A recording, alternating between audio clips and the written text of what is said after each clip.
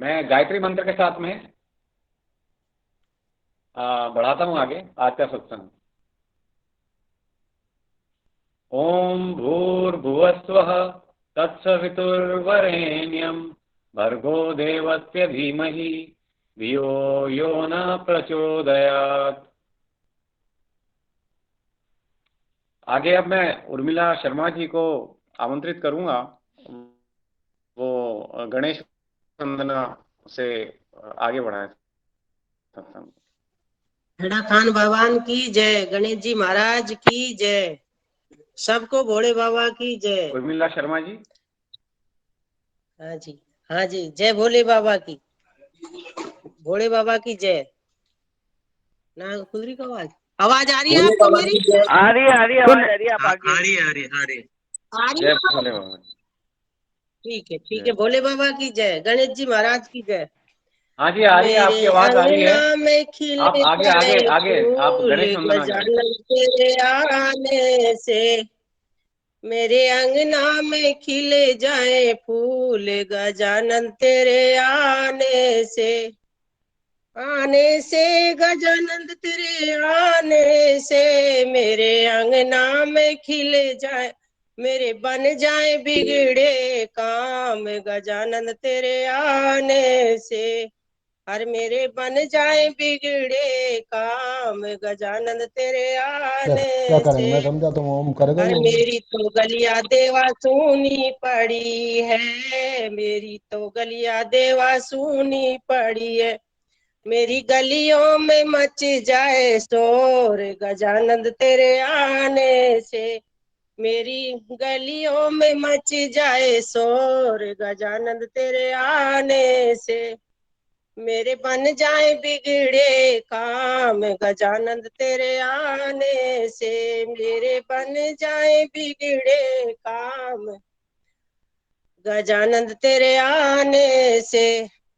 मेरी तो बगिया देवा सुनी पड़ी है, मेरी तो बगिया देवा सुनी पड़ी है।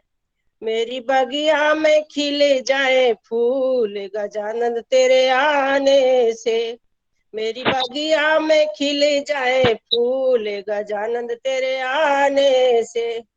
मेरे बन जाए बिगड़े काम, गजानंद तेरे आने से। मेरे बन जाए बिगड़े काम, गजानंद तेरे आने से।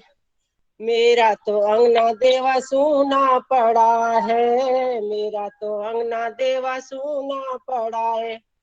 मेरे अंगना में खेले नंद लाल, गजानंद तेरे आने से। मेरे अंगना में खेले नंद लाल, गजानंद तेरे आने से। मेरे बन जाए बिगड़े काम, गजानंद तेरे आने से। मेरे बन जाए बिगड़े काम, गजानंद तेरे आने से। मेरा तो मंदिर देवा सूना पड़ा है, मेरा तो मंदिर देवा सूना पड़ा है। मेरी मंदिर में जल जाए दीप, गजानन तेरे आने से। मेरे मंदिर में जल जाए दीप, गजानन तेरे आने से। मेरे बन जाए बिगड़े काम, गजानन तेरे आने से।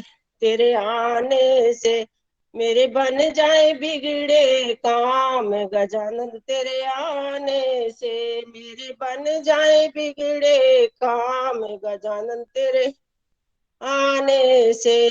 जय हो गजानन महाराज की, भोले बाबा की जय।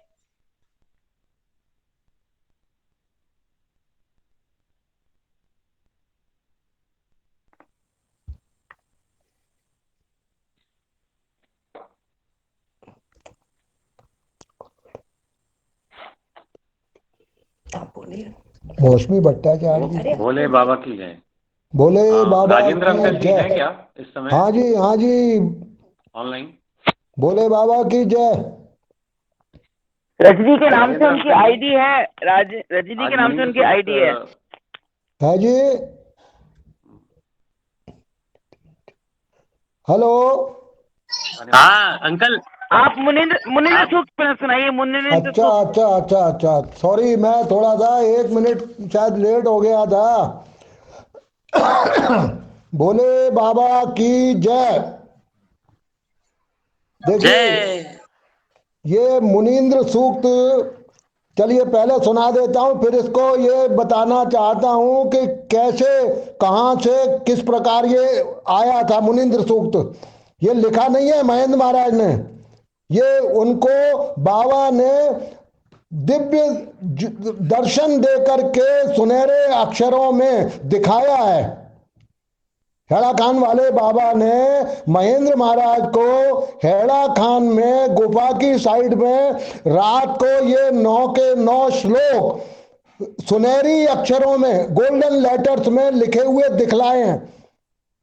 इस प्रकार मतलब महेंद्र महाराज को ये प्राप्त हुए हैं, दिव्य मतलब श्लोक हैं ये।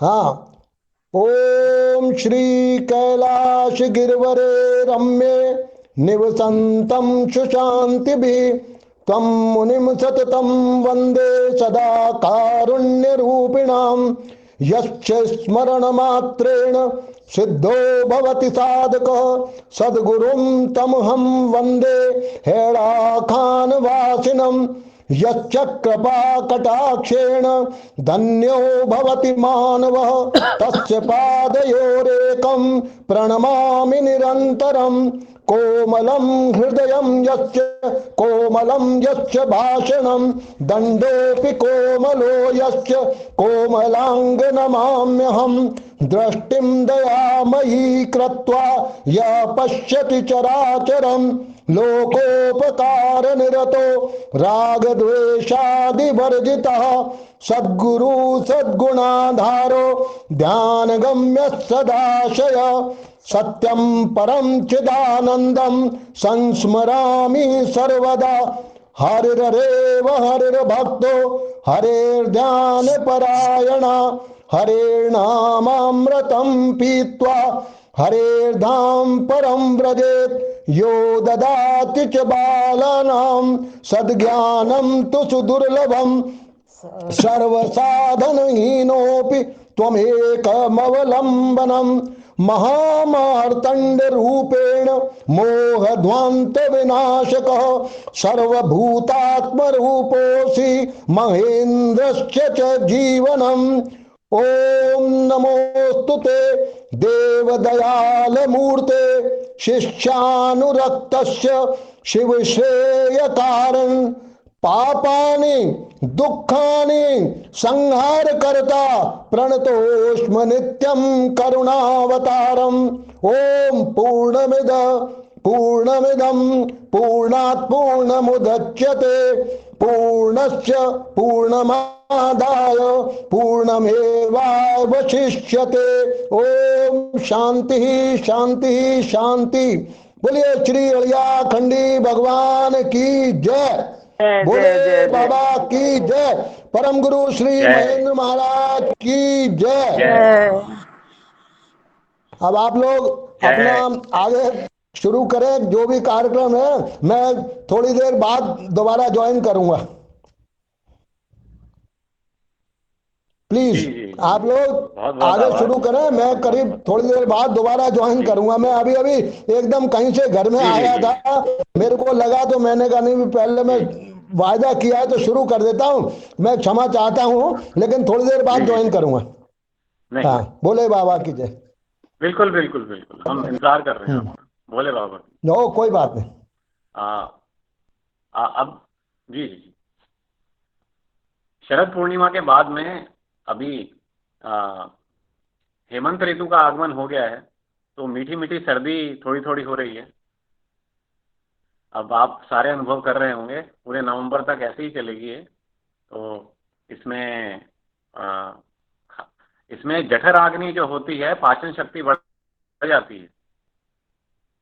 और मैं तो यही सबसे कहूँगा कि बीमारियों से दूर रहें, जैसे संक्रमण फैल रहे हैं, और अपना खूब खाए पिए इसमें, ठीक है, और अपनी सेहत को अच्छा बनाएं इसके अंदर में। और भोले बाबा की कृपा रही तो देखो, अभी अच्छी खबर ये भी आई है कि हैड़ा खान अपना जो धाम है, तीर्थ है, वो खुल गया है सभी भक्तों के लिए। और जाना, उसमें रहने की भी व्यवस्था अभी ओपन है। मेरी आज ही बात हुई थी राघवेंद्र जी से, तो उन्होंने कहा कि आप 10 लोग आना चाहते हैं, 20 लोग आना चाहते हैं, हम यहाँ पर बैठे हैं, आप बस बताइए कब आ रहे हैं आप लोग। ठीक है, बस आपको 2 टीके होने चाहिए आपके, और दोनों टीके बस लगे होने चाहिए, तो आप आ सकते हैं यहाँ पे। तो मतलब कि अभी ग्रुप में भी हम डालेंगे कि भाई अगर भाई जाने की सब सब संयुक्त रूप से जाएं वहाँ पर और 1-2 दिन रह करके आएँ, तो मतलब अच्छे अनुभव हो सकते हैं साथ में। बाबा जी को भी लगेगा उनके बच्चों में एकता है, प्रेम है, और सब साथ आ रहे हैं, ये है। तो मैं आमंत्रित करना चाहूँगा आगे कार्यक्रम को बढ़ाते हुए श्री रजत गौतम जी को, और वो कोई प्रसंग या कोई वाकया बताना चाहेंगे। रजत गौतम जी, मेरी आवाज़ आ रही है आपको? हाँ बिल्कुल बिल्कुल। ओम नमः शिवाय, भोले हेलो, बाबा की जय सबको। हेलो। हाँ सबको। रजत जी, आप आवाज़ सुन पा रहे हैं मेरी? हाँ मुझे आ रही है। क्या आपको मेरा आवाज आ रहा है? आपको हरी मेरा हरी आवाज रजत आ जी। रहा है? आ रहा है भैया? हाँ ठीक है। तो मैं हाँ जी, आ सबसे, रही है आवाज़ आपकी। हाँ जी बिल्कुल भैया। तो मैं सबसे क्या पहले आप सब लोगों का आभारी हूँ कि आपने मुझे इस मंच पे बोलने का चांस दिया है। और मैं आज बात करना चाहूंगा महेंद्र महाराज को लेकर। आज हम जो लोग भी इकट्ठे हैं ना यहाँ पे, ये आज उन्हीं की है देन कि हम सब लोग इकट्ठे हैं अलग अलग अब राज्यों से। कोई महाराष्ट्र से इकट्ठा है यहाँ पे, कोई बाहर से भी है, फॉरेन से। तो ये सब उन्हीं की देन है, ये सब उन्हीं का तप है। और महेंद्र महाराज ने तो अष्ट सिद्धियां भी अब कर ली थी अब प्राप्त अंबाजी में, पर उन्होंने छोड़ दी थी वो, क्योंकि अपने गुरु यानी कि हैड़ा खान वाले बाबा को नहीं खोज पा रहे थे उनके भी के बाद में। तो उन्होंने उन सिद्धियों को अब छोड़ दिया कि वो अब कैसी, अब सिद्धियां क्या, मैं तो अब भगवान को नहीं अब खोज अब पा रहा हूँ। और उनका जो एक प्रेम था ना, वो प्रेम भाव, वो रात को एकदम से टेढ़े मेढ़े अब रास्ते, पहाड़ों पे सांप निकल रहे हैं, अब कुत्ते अब भौंक रहे हैं, अब जंगली, और रात का समय, और वो पहुंच रहे हैं तो अब भगवान भी उनका ना ख्याल कर रहे हैं। बस यही था कि उनका जो प्रेम था ना हम सब के लिए। और वो तो है ना, सब कुछ अब जानते थे महेंद्र महाराज तो, अब त्रिकाल अपदर्शी अब संत थे। लेकिन उनका जो अपने अब गुरु के प्रति क्या प्रेम था, कि वो तो अनंत था प्रेम। और उसी के कारण अब बाबा हेड़ा खान को 1971 में फिर से अब प्रकट होना अब पड़ा। और इसके बाद की तो सबको है ही मालूम है लीला। पर लेकिन महेंद्र महाराज का जो तप था ना, वो एक महान था तप। और यहाँ पे हम जितने भी भक्त हैं अब कनेक्ट हो रहे हैं, मैं उनका भी इंटरव्यू अब सुनना था। कल ही अब डाला था अब कुलदीप जी ने अब ग्रुप में, और ललिता अब जी ने भी उसका अब ट्रांसलेशन अब किया था। जितने भी भक्त हैं, चाहे मैं आया हूँ, चाहे मनीष अब भैया हैं, चाहे चाहे कुलदीप भैया हैं, चाहे अब यश भैया, मैं ऐसे अब कितनों का नाम लूं तो अब तो बहुत सारे हैं। लेकिन हम सब लोग अपनी लाइफ में किसी ना किसी हम प्रॉब्लम को हम फेस कर रहे हैं, चाहे वो कर रहे थे, चाहे वो एक फाइनेंशियल स्तर पे हो प्रॉब्लम, चाहे एक मेंटल स्तर पे हो, चाहे हमारा रिलेशनशिप्स का हो प्रॉब्लम।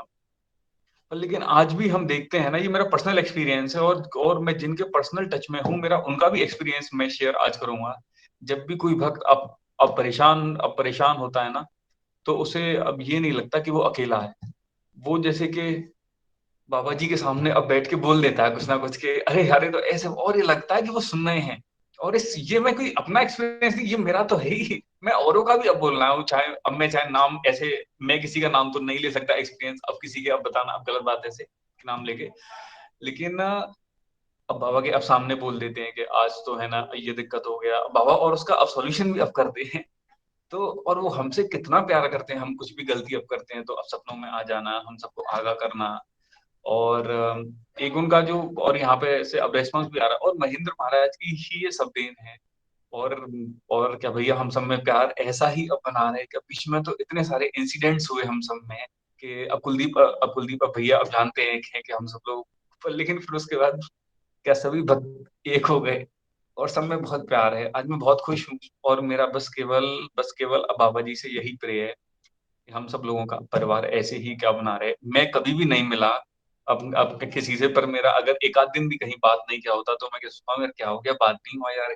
एक फैमिली के नहीं क्या, भले ही लंबी बात नहीं हो बट 1 मिनट एक हालचाल, तो सब में यार इतना प्रेम है। और ये सब महेंद्र महाराज का ही तो आशीर्वाद। अब बस है क्या है, अब बस अब यही है कि भैया सब लोग ऐसे ही रहे, प्यार से हैं। अब प्रसंग तो बहुत सारे हैं, अब किताबें हैं, आप सब लोग पढ़ेंगे। एक प्रसंग है मेरा, अब गौरा अब गौरा अब देवी जी के लिए था, क्या प्रसंग था। अब गौरा देवी जी जब बाबा जी से मिली पहली बार, तो उनके जो दोस्त थे उन्होंने ये कहा कि बाबा जी अपने किसी पूर्व अब जन्म के भक्त को खोज रहे हैं। तो एकदम से अब गौरा देवी जी से अब दोस्त अब कहते हैं ना टांग खिंचाई के, बोलते हैं कि अरे यार कहीं वो तुम तो नहीं। तो अब गौरा अब देवी जी अब बोलती है नहीं नहीं मैं नहीं हो सकती अब लकी इतना। तो अब गौरा अब देवी जी ने ये करा कि वो गई मिलने। तो अब बाबा जी ने उनसे अब पूछा कहाँ से हो, इटली से। उन्होंने उन्होंने ने सब बताया, ठीक है। जब वो रात को आई तो अब बाबा जी अब सपने में आ गए उनसे। और अब बाबा जी अब कहते हैं कि कुछ उन्होंने, अब गौरा देवी जी ने पूछा, मुझे एग्जैक्ट याद नहीं कि आप मुझे क्या सिखाओगे। तो मैं ट्रांसलेशन क्या बता रहा हूँ, वो किताब इंग्लिश में है। मैं तुम्हें प्लेट साफ करना आप सिखाऊंगा, यानी बर्तन मांजना। यानी कि गौरा देवी जी के अंदर जो भी रेजिस्टेंस था कर्मयोग ना करने का, अब बाबा जी ने उसे है ना अब दूर करा। यानी गौरा देवी आई हेड़ा खान में, और उन्होंने अब खाना एकदम से अब बनाना, जो लड़की इटली में रही हो उसके लिए इंडिया में आना, अब खाना अब बनाना और बहुत कुछ करना। और वो सब गौरा देवी जी ने सारा काम करा, सब किचन में आलू काटना, अब रोटी अब बेलना, और उसके बाद शाम के समय लकड़ी अब लेके आना, वुड्स लेके आना आना अग्नि के लिए। और बाबा जी के प्रति उन लोगों का तो प्रेम ही अलग था। उस समय पे हेड़ा खान में एक टाइम भी केवल क्या होता था, अब खाना, अब जो भक्त उस समय पे होंगे उन्हें तो होगा सब पता, मैंने तो किताब में पढ़ा है। और गौरा देवी जी फाइनली, एक गौरा देवी जी के अंदर का आलस हट गया, सब बाबा जी सब उन्हें प्योर कर दिया। और लास्ट में उन्हें 1980s में गोरखनाथ जी की अब धुनी में जब वो जा रहे थे, जब बाबा जी अंदर, तो गौरा देवी जी बाहर रुक गए। तो अब बाबा जी पूछते अंदर क्यों नहीं आ रही, तो वो कहती है कि ये धुनी तो ये केवल उन लोगों के लिए है ना, ब्रह्मचारियों के लिए। तो उन्होंने कहा नहीं तुम आ जाओ, अब तुम अब योगिनी बन चुकी हो, यानी प्योर हो चुकी हो अब तुम। यही है बस। और यही है कि जब बाबा जी इसका समय आने पर सब कर देंगे, हमें उन्हीं पर ही आश्रित है ना अब रहना है। और अब भगवान पे हमें बिल्कुल बिलीव करना है। और मेरा एक लास्ट बात और है, अब लंबी नहीं अब करूंगा अधिक। एक संत हुए हैं अब स्वामी राम तीर्थ, उन्होंने ये कहा था जीसस क्राइस्ट, जो कि हेड़ा खान बाबा के ही शिष्य थे, चाहे आप महाअवतार बाबा कह लें या कुछ भी कह लें। जीसस क्राइस्ट का जो मैसेज था, उन्होंने जब पहली बार क्या सुनाया था, तो वो 11 जिन लोगों को सुनाया था वो लोग बहरे थे। उनमें से एक ने भी मैसेज नहीं क्या सुना था, उनमें से एक भी एनलाइटेंड नहीं हुआ था। बट लेकिन पर फिर वो, लेकिन स्प्रेड कैसे हुआ, उनका मैसेज स्प्रेड किया गया था पहाड़ों के द्वारा, यानी नेचर के द्वारा। और हमारे जो बाबा हेड़ा खान ने जो भी वाणी अब कही है ना, वाणी वाणी वो वाणी बहुत दिव्य है, उसका किताब आता है। अगर हम उसका नियमित पाठ करेंगे ना, तो हम उस एनर्जी से हम कनेक्ट होंगे, जो उनका वाणी के नाम से है। टीचिंग्स के नाम से इंग्लिश में है, पर अगर हिंदी वाले अगर हैं तो हिंदी में ही उसे पढ़े, भाव आएगा समझ। और यही है, अब सबसे प्रिय कि सब में प्यार रहे सबका। अब दिवाली बहुत अच्छा रहे सबको, कि मेरी ओर से हैप्पी दीपावली। भोले बाबा की जय। अब कोई अगला आना चाहे तो अगला आ जाए। मनीष भैया, मेरी आवाज तो आ रहा है सबको? आ रही है आपकी आ रही है। हाँ बिल्कुल बिल्कुल मनीष बिल्कुल भैया बिल्कुल। लेफ्ट। हाँ तो मनीष फिर भैया लेफ्ट। मनीष भैया लेफ्ट हो गए क्या? आप आ उनको जाइए नेट पे। आप भी। हाँ तो फिर आप आ जाइए, आप दीदी आप आ जाइए। ठीक है आप आ जाइए, आप भजन आप हेलो। सुनाइए। ठीक है, मैं ये सुनाती हूँ आगे। मनीष जी ज्वाइन कर दिया वापस। ओके, हाँ हाँ, क्या हो रहा है कि मतलब टेक पता इट नहीं फॉरवर्ड। कनेक्शन में क्या प्रॉब्लम है। आप भजन सुनाइए। नहीं नहीं, आप भजन सुनाइए, मैं भजन के लिए बोलने वाला था कोई अच्छा सा। आप आ गए वापस, ठीक है, रास्ते में है ना? मैं ठीक 8:58 से घर के अंदर घुसी हूँ। ललिता दीदी आप वापस पहुंच गए? हाँ वापस पहुंच गई भैया, 8:58 में घर पहुंची। ये आपने मुझे गणेश जी की एक वंदना गाने को बोला था, मैंने याद करके, हम बैंगलोर में गाया करते थे साईं भजन अच्छा में। अच्छा अच्छा, ठीक चलो है। सुनाती हूँ, बहुत छोटी सी है। बाल गजानन ठीक, भव तभी हमारा भी कनेक्शन तभी बना था भयहरा इसका। नमामि नित्यं तव चरणम्। आप ठीक है, सुनाएंगे। बाल गजानन भव भयहरणा नमामि नित्यं तव चरणम्। पशुपति नंदन पार्वती तनया पाहि प्रभो मां पाहि प्रभो। पशुपति नंदन पार्वती तनया पाहि प्रभो मां पाहि प्रभो। पाहि प्रभो मां पाहि विभो। बाल गजानन भव भयहरणा नमामि नित्यं तव चरणम्। बस इतने से ही छोटे छोटे भजन हुआ करते थे, तो वो गाते थे हम लोग, वो याद आया तो मैंने सुना दिया। भोले बाबा की जय। थैंक यू सबको, हैप्पी दिवाली।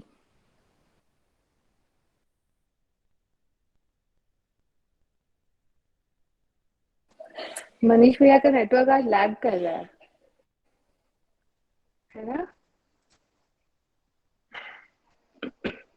मनीष जी, मनीष भैया भी भजन ही अरे सुन रहे हैं, मनीष जी पता तो है। सुन नहीं रहे, तो पता नहीं इनके कानों में क्या कर दिया बाबा जी ने। जी, तो बहुत आगे बहुत ही सुरीला था। हाँ हाँ, अब धनतेरस, हैप्पी दिवाली। अगला हफ्ता तो पूरा का पूरा फेस्टिवल वाला ही है। और आवाज आ रही है क्या? नहीं आ रही मनीष भैया आवाज? आप लैग कर रहे हो, लैग। लैग, अब क्या करें, आज टावर में कुछ प्रॉब्लम लग रही है।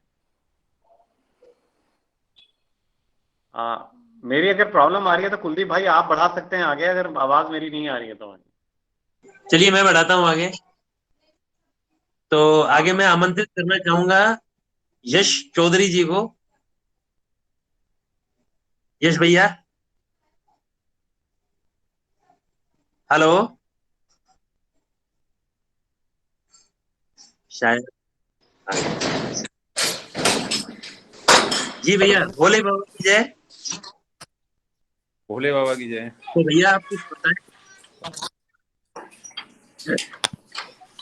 मैं भोले बाबा की जय सभी को। मैं थोड़ा बाहर हूँ, मुझे 5-10 मिनट का टाइम देंगे आप? जी 10 मिनट का टाइम, बिल्कुल बिल्कुल। हाँ, 10 मिनट का टाइम दे दीजिए आप, जब तक कि नहीं और तो ले लीजिए। फ्री हो जाए तो ठीक। जी अपना माइक म्यूट कर लीजिए, मोतीलाल जी माइक म्यूट कर लीजिए। कुछ सुना रहे हैं क्या? कुछ सुनाना है? हाँ, ये भजन सुनाने वाले थे आज, तो भजन सुनाएंगे आज। भजन सुनाओ सुनाओ सुनाओ सुनाओ। मोतीलाल जी को बोलने दो। मोतीलाल जी आप सुनाओ भजन। भोले बाबा की जय। एक भजन सुनाता हूँ। आओ मेरी सखियों मुझे मेहंदी लगा दो, मेहंदी लगा दो, मुझे मेहंदी लगा दो। आओ मेरी सखियों मुझे मेहंदी लगा दो, महावर लगा दो, मुझे ऐसी सजा दो। मुझे सांब सदा शिव की दुल्हन बना दो। आओ मेरी सखियों मुझे मेहंदी लगा दो, महावर लगा दो, मुझे ऐसी सजा दो। मुझे सांब शिव बना दो। दामन की बात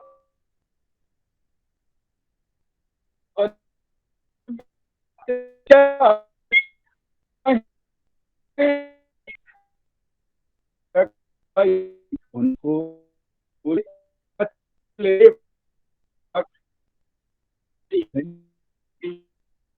बना दो।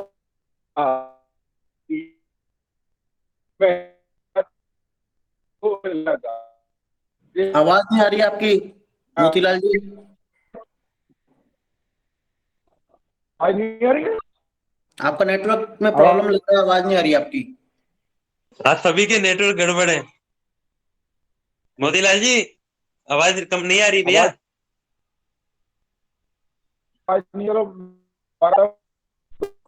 चलो कोई और भजन सुनाना चाहे तो सुना सकते हैं, कोई भी भोले अपना बाबा नाम डाल की दे। जय। हाँ, त्रिभुवन भाई सुनाएंगे आज भजन। सभी को पहले मैं दीपावली की अग्रिम शुभकामनाएं देता हूं। दीपावली गोवर्धन पर्व आप सबके जीवन में खुशियां लेकर आए और आप अपने पूरे परिवार के साथ हर्षोल्लास के साथ त्योहार को मनाएं और भरपूर मनाएं। अब मैं अपना भजन सुनाता हूं। ओ मेरे भोले बाबा तुम मुझ पे दया करना।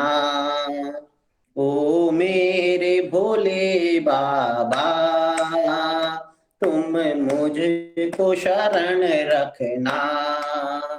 मैं डूब ही जाऊंगा दुनिया में तेरी वरना। ओ मेरे भोले बाबा तुम मुझ पे दया करना। ओ मेरे भोले बाबा तुम मुझको शरण रखना। इस मैले भरे मन में तेरे चरणों की भक्ति कहाँ। बाबा खुद पहुंच सकूं तुझ तक मुझ में वो शक्ति कहाँ। तुम खुद ही बहा दो ना प्रभु प्रेम रूपी झरना।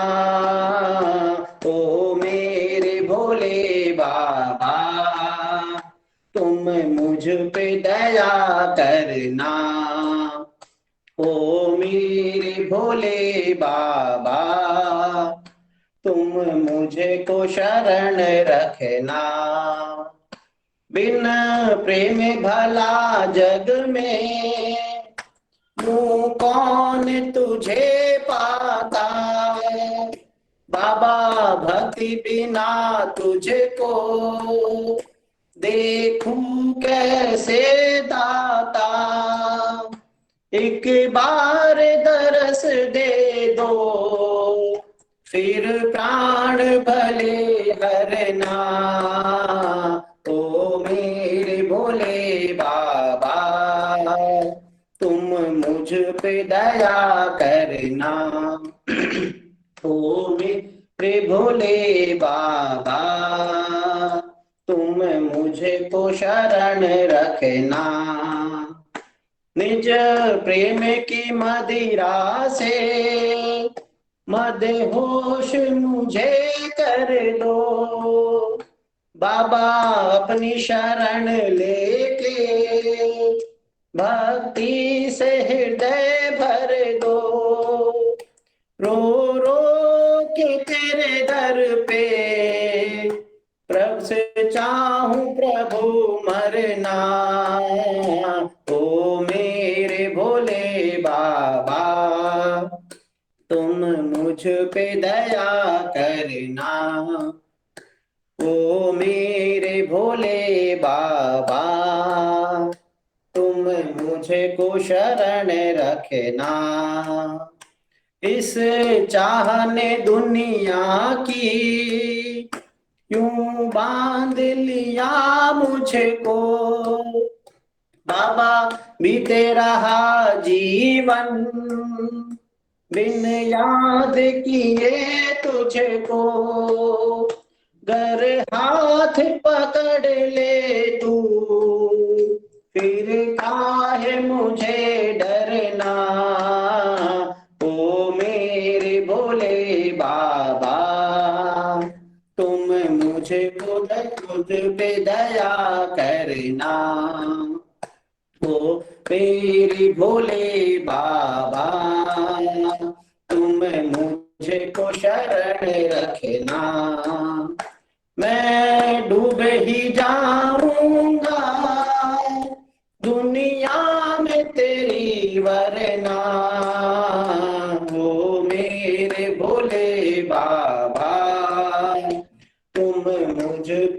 दया करना। भोले बाबा की जय, परम गुरु श्री महेंद्र महाराज की जय, महामाया की जय, महाप्रभु जी की जय। कुलदीप भैया गाना चाह रहे हैं कुछ? भोले बाबा की जय। तरुण भैया ने आज मेरा भजन मेरे को गाना था, पहले गा लिया। तो आप लेकिन बहुत दिन लगा है मेरा। हेडिया खंडी बोल, आप हेडिया खंडी बोल गा दो। नहीं, इसमें क्या? आज मैं कुछ यहाँ से है ना नई शुरुआत कर रहा हूँ सत्संग से, और आप लोगों को शायद अच्छा लगे। मैं आज से जब भी सत्संग होगा तो डेली की डेली श्री महाप्रभु वाणी संग्रह में से बाबा जी का एक प्रवचन जो उन्होंने बोला है वो मैं आप लोगों को सुनाऊंगा। वैसे आप पढ़े, कोई दिक्कत नहीं। नहीं, आपके मुख से सुनने का आनंद ही कुछ और है। एक तो आप नहीं, अपना पूरा चेहरा, पहले अपना जो चंद्रमा है पूरा दिखाइए सही से, ताकि हमें आनंद आए पूरा चेहरा देख के। अभी दिख रहा है ना चंद्रमा? हाँ हाँ, अब दिख रहा है। भोले बाबा की जय। भोले बाबा की जय। ओम नमः शिवाय। श्री महाप्रभु जी वाणी संग्रह। भैया माइक बंद कर लीजिए अपना। 26 जुलाई सन 1979, हैड़ा खान, विश्व माधाम। भोले बाबा की जय। श्री महाप्रभु जी के मुखारविंद से कुछ हल्की फुल्की इधर उधर मिस्टेक हो तो मैं क्षमा चाहूंगा। तो भोले बाबा बोलते हैं, वर्तमान अशांति व अधर्म की बढ़ती हुई दशा में एक भीषण महाक्रांति का जन्म होगा। जब यह क्रांति भीषणता की पूर्ण सीमा पर पहुंच जाएगी, उसके बाद ही शांति स्थापित होगी। इस भीषण महाक्रांति के मध्यकाल में, जबकि यह पूर्ण रूप से फैल चुकी होगी, कोई भी देश बड़ा हो या छोटा इससे अछूता नहीं रहेगा। सभी देश इस क्रांति के प्रभाव से नष्ट प्राय हो जाएंगे। कुछ देश तो बिल्कुल ही नष्ट हो जाएंगे, यहाँ तक कि उनका नामो निशान भी नहीं रहेगा कि यहाँ कभी कोई बस्ती भी थी। किसी देश में 3%, किसी में 5% और अधिक से अधिक किसी देश में 25% जनसंख्या ही शेष रहेगी, इससे अधिक नहीं। यह संहार भूकंप, बाढ़, दुर्घटनाओं, तूफानों और युद्धों द्वारा होगा। श्री महाप्रभु जी बोलते हैं कि जो भूत अभी तक बंद थे अब संहार के लिए आज से खुले छोड़ दिए गए हैं और उनको पूर्ण संहार की स्वतंत्रता दे दी गई है। जो मनुष्य सदाचारी होंगे, अपने धर्म पर अटल होंगे और अपने गुरु व इष्ट के भक्त होंगे, ऐसे सत्पुरुष लोगों की रक्षा होगी, वे बचा दिए जाएंगे। भोले बाबा की जय। 28 भूत तो इसी ग्रुप में है, जो 26 और 4 अभी 28, तो ठीक है सत्संग। तो बहुत अच्छा कुलदीप भैया आपने सुनाया। और क्या होता है, पढ़ते हैं पर मुखारबिंद से सुनने का जो मजा है, ठीक है, वो तो कुछ अलग ही रहता है ना। तो मैं अभी मीना जी से आग्रह करना चाहूंगा कि वो कोई अच्छा सा भजन हमें सुना सकें तो आनंद आएगा। मीना जी हैं क्या ऑनलाइन? 5 मिनट बाद 5 मिनट बाद 5 मिनट अभी बाद। किसी को ले लो। हाँ, किसी को ले लो। ठीक है। राकेश भैया जी, आप कुछ बताना चाहेंगे?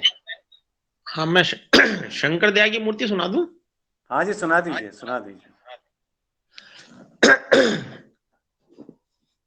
भोले बाबा की जय।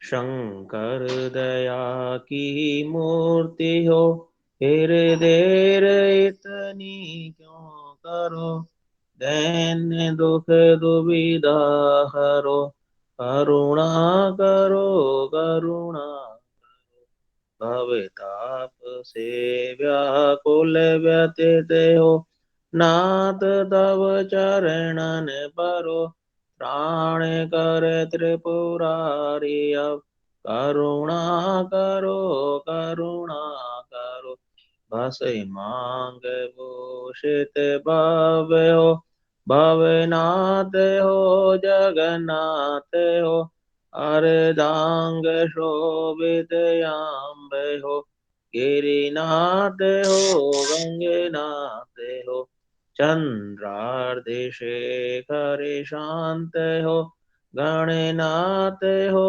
मम नाथ हो, दैन्य दुख दुविधा हरो, करुणा करो करुणा करो।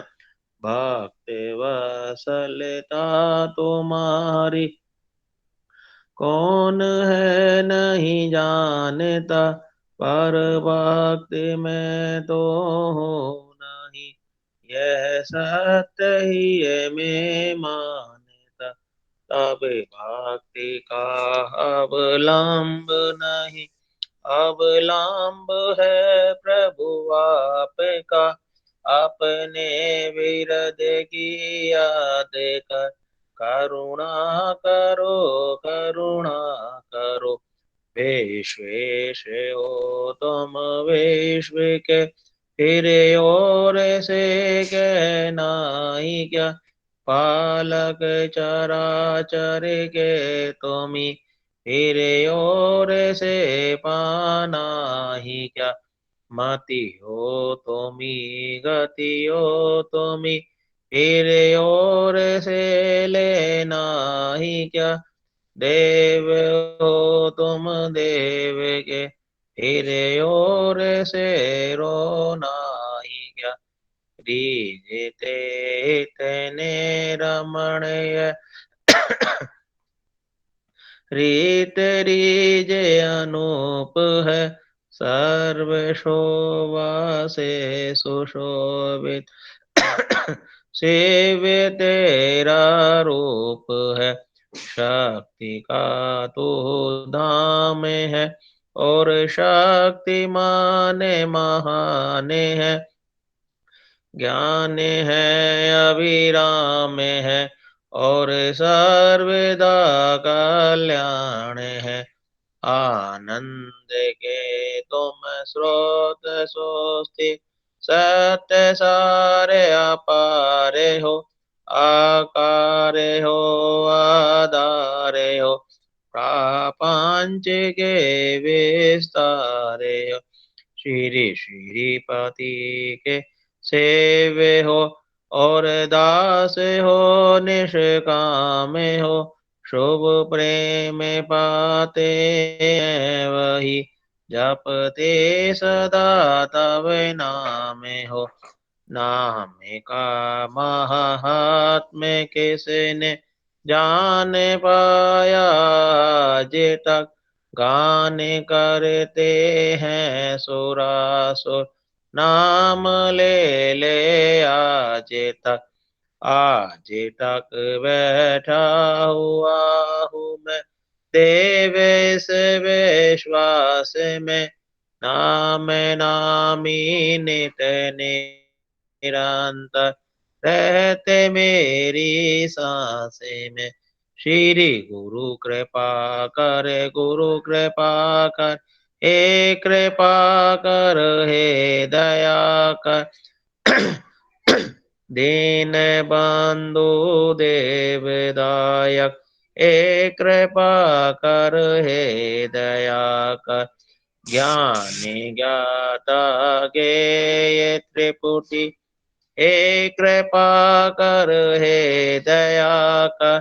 श्री गुरुदेव का सुख रूप शाश्वत, हे कृपा कर हे दया कर। ओम ब्रह्मानंदम परम सुखदम केवलम ज्ञान मूर्तिम, गंधातीतम गगन सदृशम तत्वमस्यादिलक्ष्यम्, एकम नित्यं विमलमचलं सर्वदिशाक्षिभूतं, भावातीतं त्रिगुणरहितं सद्गुरुं तहं नमामि। बोलो श्री अड़ियाकंडी भगवान की जय, बोले बाबा की जय, जय बोली मैया की जय। जय।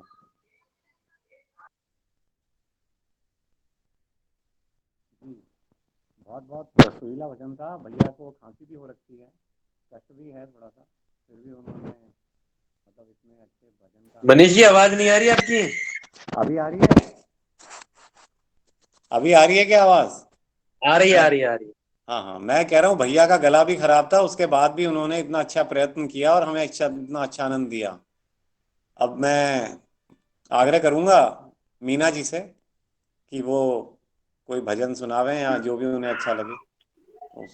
मैं आज वो जो बाबा का कीर्तन है ना वो सुनाना चाहूंगी। श्री हरिया खंडी हरिया खंडी बोल, ईश्वर सत्य चित आनंद बोल। श्री सांब सदाशिव सांब सदाशिव बोल, पालक प्रेरक जगपति बोल। जय जय हेड़ा खान बिहारी, जग कल्याण हेतु अवतारी। तुम ही हो मम सदगुरु देवा, अलख अगोचर शिव महादेवा। कौन परम दया में हृदय तुम्हारो, शरणागत को शीघ्र उबारो। कौन सुखर्थ मुनीन्द्र है जग में, दूर न हो दया से जिनमें। श्री हरिया खंडी बोल, ईश्वर सतचित आनंद बोल। श्री सांब सदाशिव बोल, पालक प्रेरक जगपति बोल।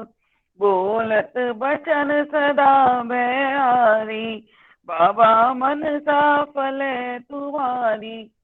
मंगल भवन मंगल हारी, बाबा तेरे चरण कमल बलिहारी। मृदुभाषी मुनि परम उदारा, बुद्ध वाक्य ज्ञान को सारा। सत्य सनातन धर्म उदारा, ज्ञान निहित सुचि कर्म उचारा। श्री हरिया खंडी बोल, ईश्वर सतचित आनंद बोल। श्री सांब सदाशिव बोल, पालक प्रेरक जगपति बोल। सब ही स्वधर्म श्रेष्ठ कर दाता, देश घृणा नहीं धर्म काता। प्रेम सरलता सतयुग भ्राता, यही धर्म मानव सुख दाता। नाम भजो ये शोधो भाई, बाबा अब अंतर बैठो आई। अंतर हृदय शुद्ध शिव वासा, पहचानो तजी आज्ञा दुराशा। श्री हरिया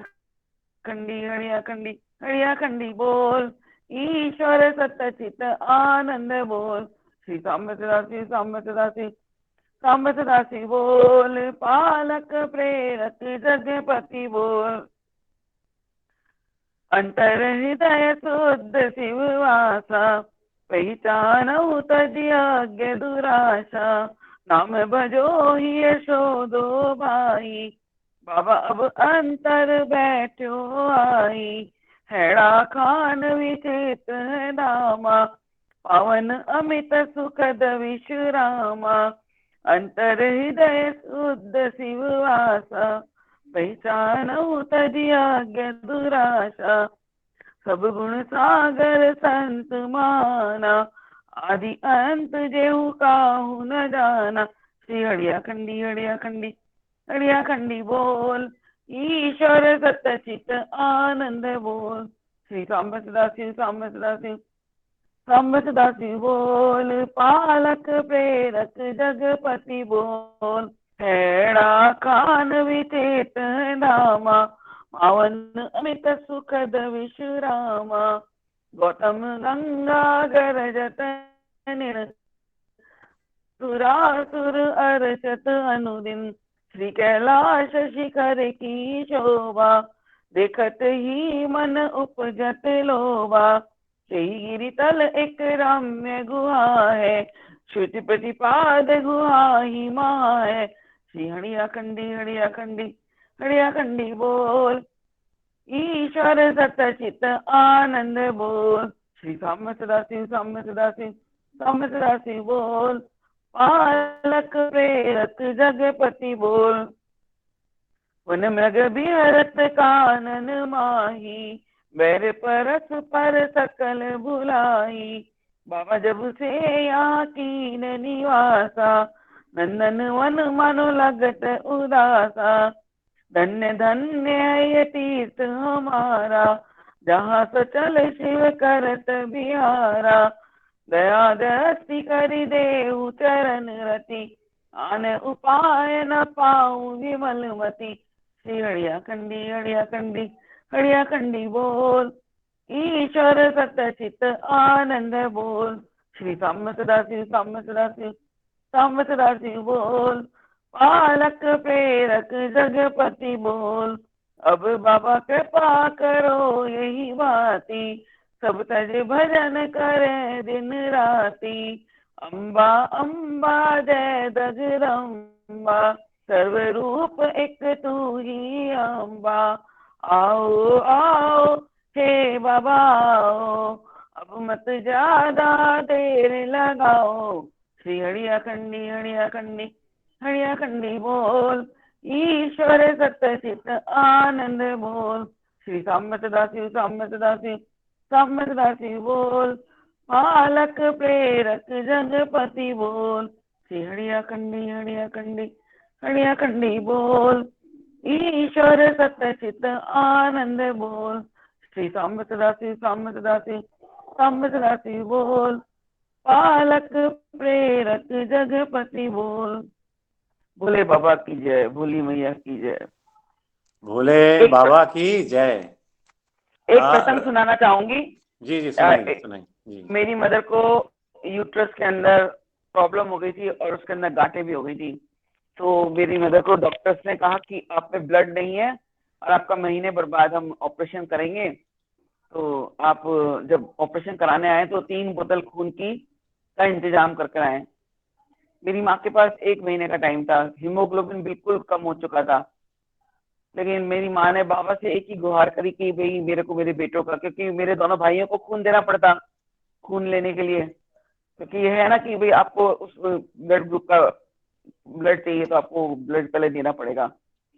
तो मेरी माँ ने बाबा से यही करा, महीने भर तो वो यही करती रही कि मेरे को मेरे बच्चों का खून नहीं चाहिए, मेरे को किसी का खून नहीं चढ़े, मेरे को और इमेजिन कर सकते हो आप लोग कि 3 घंटे इतना बड़ा ऑपरेशन था, पूरा यूट्रस रिमूव किया गया था, उसमें से बड़ी बड़ी गांठें निकली थी और 3 घंटे वो ऑपरेशन चला, लेकिन मेरी माँ को 1 बूंद खून नहीं चढ़ा, किसी का भी 1 बूंद खून, उसकी बिल्कुल जरूरत नहीं पड़ी मतलब ब्लड की। और अभी ऐसे ही मेरे साथ हुआ, अभी 10 दिन पहले ही मेरा बीपी हाई हो रहा था बहुत ज्यादा। तो मेरी ललिता से बात हुई थी, तो ललिता बोली कि दीदी आपने स्ट्रेस कर रखा है। मैंने कहा नहीं स्ट्रेस नहीं है। और मैं ऐसे दिन में बैठी बैठी ऐसे ही सोच रही थी, नहीं यार बाबा, मैंने कहा आप सबके बीमारियां भगा देते हो, किसी का क्या भगाते हो, किसी का क्या भगाते हो। मैं बीपी पता नहीं क्यों हो रहा है, मैंने कहीं भी नहीं भगा सकते। और मैं अम्बावड़ी गई मेरे पीहर, वहां जाके मैंने वो भाभी को बोला, मैंने कहा आज मेरा बीपी हाई हो रहा है। और थोड़ी देर बाद पता नहीं वो बीपी कहाँ चला गया मेरा, विदाउट मेडिसिन, कोई दवाई नहीं, कोई कुछ नहीं, और वो बीपी एकदम से गायब। मैं भूल गई कि मेरे को शाम को याद आया कि यार मेरा दोपहर तक तो मेरा बीपी बहुत ज्यादा हाई था, मेरे सिर में दर्द हो रहा था और बहुत तेज मेरे को लग रहा था कि यार मेरा बीपी हाई है, लेकिन पता ही नहीं पड़ा 1, 1:30 बजे 2 बजे बाद कहाँ गया वो। जब बाबा से बात करते करते अचानक से गायब हो गया वो बीपी मेरा। छोटी छोटी घटनाएं हैं जिनमें हर जगह बाबा विद्यमान है, हर जगह बाबा खड़ा है। छोटी छोटी मतलब छोटी सी प्रॉब्लम होती है ना, उसमें भी बाबा खड़ा है साथ में। देखो तो बड़ी का तो फिर बड़ी तो आने ही नहीं देगा ना अपने पास। भोले बाबा की जय। जी भोले बाबा की जय। हाँ बहुत अच्छा प्रेरणादायक प्रसंग आपने बताया। अभी राजेंद्र अंकल जी हैं क्या? राजेंद्र अंकल जी आवाज आ रही है क्या? हाँ जी, हाँ जी अंकल जी। भोले बाबा की जय। भोले बाबा की जय जी जी। अब बताइए, आप आगे कुछ बता रहे थे हमें प्रसंग उस समय। हाँ, जो अभी मुझे बताया कि आपने कुछ हेड़ा खान के विषय में कहा था कि शुरू में वहाँ किस तरह की मतलब कितने लोग थे, क्या जरूरत थी, कैसे खाना मिलता था। तो बिल्कुल सत्य कहा आपने।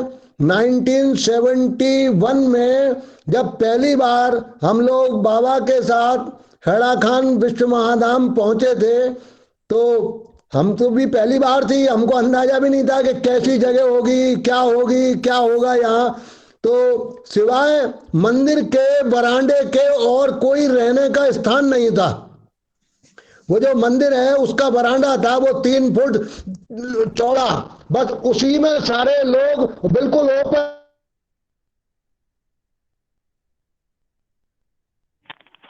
मेरी माँ भी बताती है, मेरी माँ भी जब गई थी वहाँ पे, जो राजेंद्र अंकल कह रहे हैं वो बिल्कुल सही बात है। वहाँ पे कुछ भी नहीं था, पता है, कुछ भी नहीं।